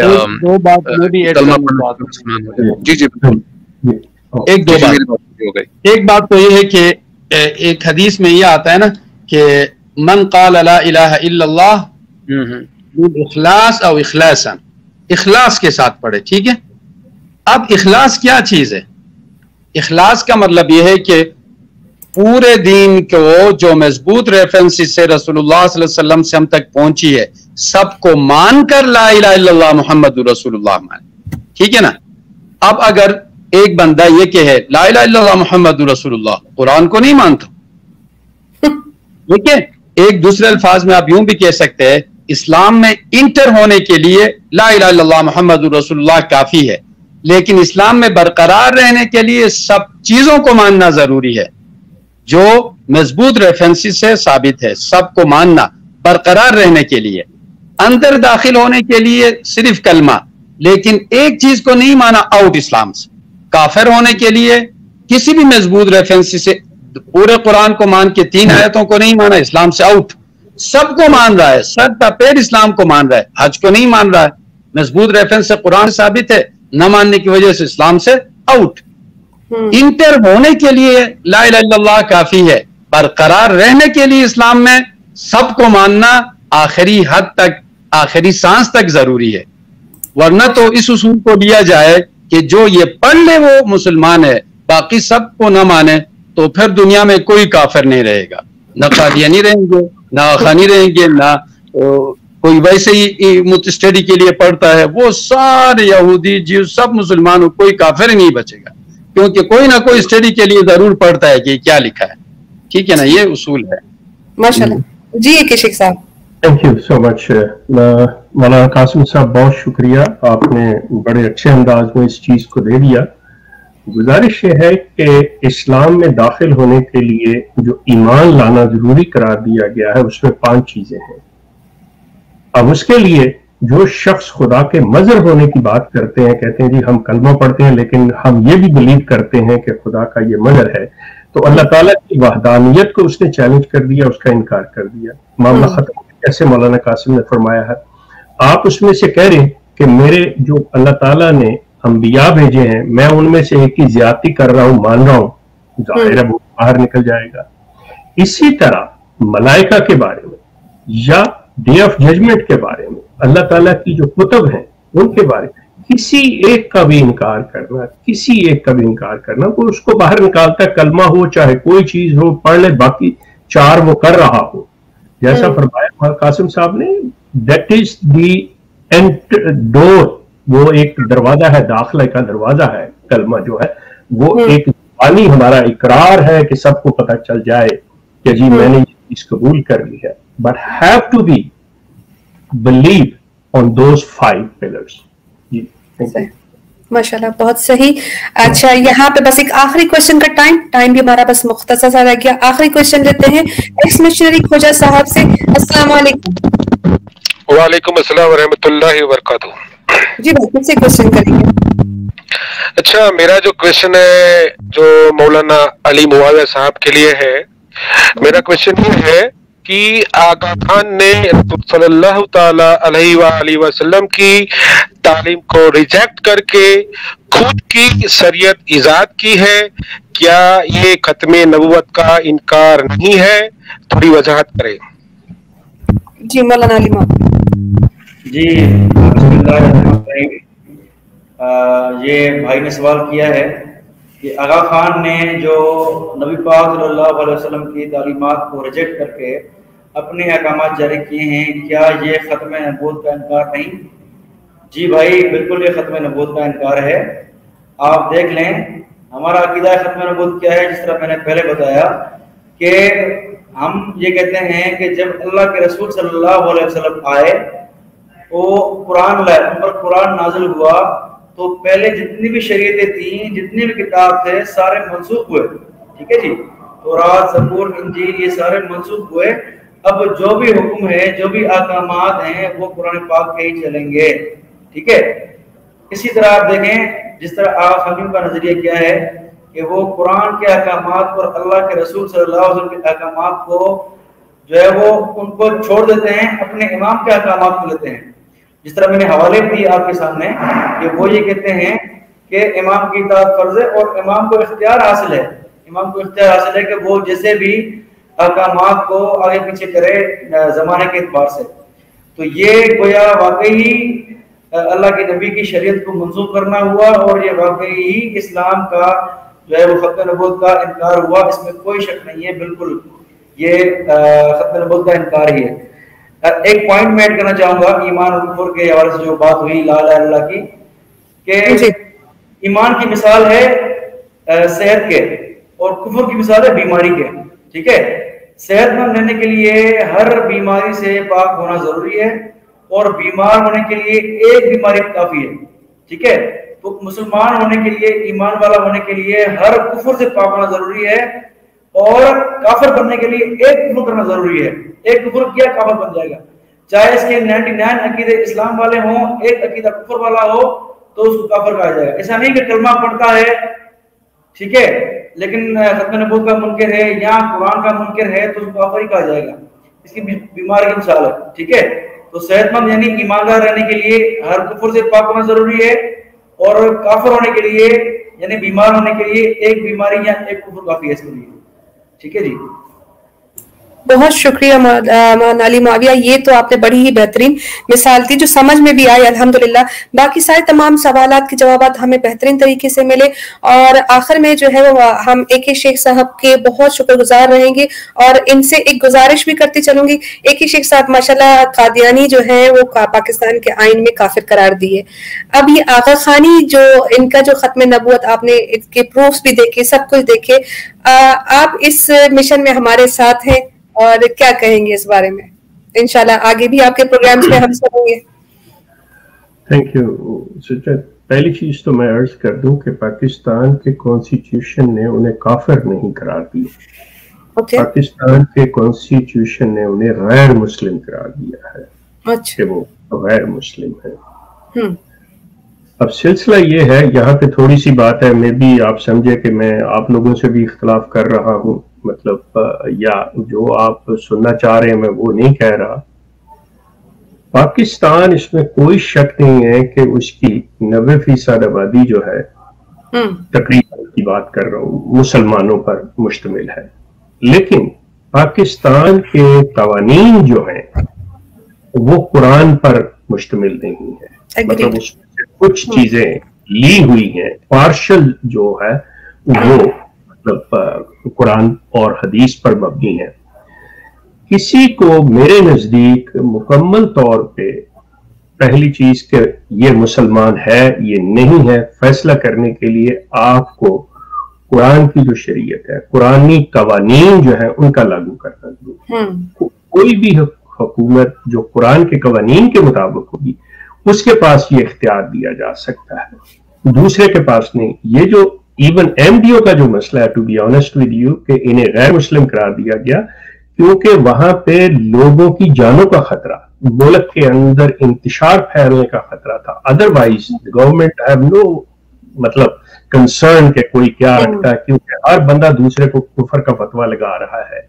یہ لوگ چونکہ اس طرح سے آ رہے تھے، ایسا سلسلہ ہو رہا تھا، گورنمنٹ نے اس کا بہترین حل یہی سمجھا کہ ٹھیک ہے ان سے لے لیا جائے، جو کہ ڈیموکریٹک طریقہ بھی ہے کہ یہ نہ کہیں کہ یک طرفہ فیصلہ ہے. تو اس لیے ان کو غیر مسلم قرار دیا، کافر نہیں قرار دیا. یہ بھی بڑی اس پہ بھی آپ کا امپورٹنٹ ہے. بالکل. اسماعیلیز جب اس طرح سے آ جائیں جس میں کہ عام عوام جو ہے، مطلب پبلک جو ہے وہ سوچنا شروع کر دے، وہ اپنا ری ایکشن شروع کر دے، تو آبویسلی ڈیپینڈ کرتا ہے کہ کتنے لوگ ہیں، کیا سلسلہ ہے، تو اس پہ بھی یہ فیصلے ہو سکتے ہیں، یہ چیزیں آ سکتی ہیں اس کے ساتھ. جی ٹھیک، بہت بہت شکریہ. ایک مفصل جواب ملا الحمدللہ ہمیں، اور آگے بھی ہمارے اسی طرح کے پروگرامز کی بہت ساری ریکویسٹ، جیسا کہ آپ لوگ کامنٹس میں بھی دیکھ سکتے ہیں، بہت انفارمیٹیو رہا. قادیانیوں کے بارے میں بھی ہم شاید اپنے ہی جو ایکس ہمارا مذہب تھا ہم اسی کے بارے میں ہی سوچتے، اسی کے بارے میں ہی لوگوں کو آگاہی دیتے رہے. قادیانی کے بارے میں آپ نے جس طرح کی انفارمیشن ہمیں دی الحمدللہ، اس سے پہلے شاید میری نالج بھی شاید باقیوں کو ہو نہ ہو، لیکن مجھے آپ سے بہت کچھ سیکھنے کو ملا الحمدللہ. آگے بھی گزارش کریں گے کہ آپ ہمارے پروگرام میں اسی طرح آ کے اپنی جتنی بھی ہماری نالج کا اضافہ کر سکیں گے. ہم آپ کے شکر گزار رہیں گے. آپ کے ٹائم دینے کا، آپ کے وقت دینے کا بہت بہت شکریہ. ناظرین سے اور تمام پینلسٹ سے گزارش کریں گے کہ اس پروگرام کو آگے شیئر کیجئے، اپنے آڈینس سے بھی کہیں گے، اور ہمارا یہ پروگرام آگے تک پہنچائے تاکہ اس کی اویئرنیس بڑھ جائے. پروگرام کو سبسکرائب ضرور کیجئے تاکہ آپ لوگوں کو نوٹیفیکیشن ملتا رہے. آگے بھی ہمارے ساتھ ہمارے ایسے ہی پروگرام اور ایسے ہی آگاہی حاصل کرنے کے لیے ہم سے جڑے رہیے. انشاءاللہ ان قریب آپ سے ایک نئے پروگرام، ایک نئے ٹاپک کے ساتھ ضرور حاضر ہوں گے، اور اپنے پینلسٹ کا بہت بہت شکر گزار ہیں ہم لوگ. السلام علیکم ورحمۃ اللہ وبرکاتہ. وعلیکم السلام. بہت بہت شکریہ آپ سب کا. وعلیکم السلام.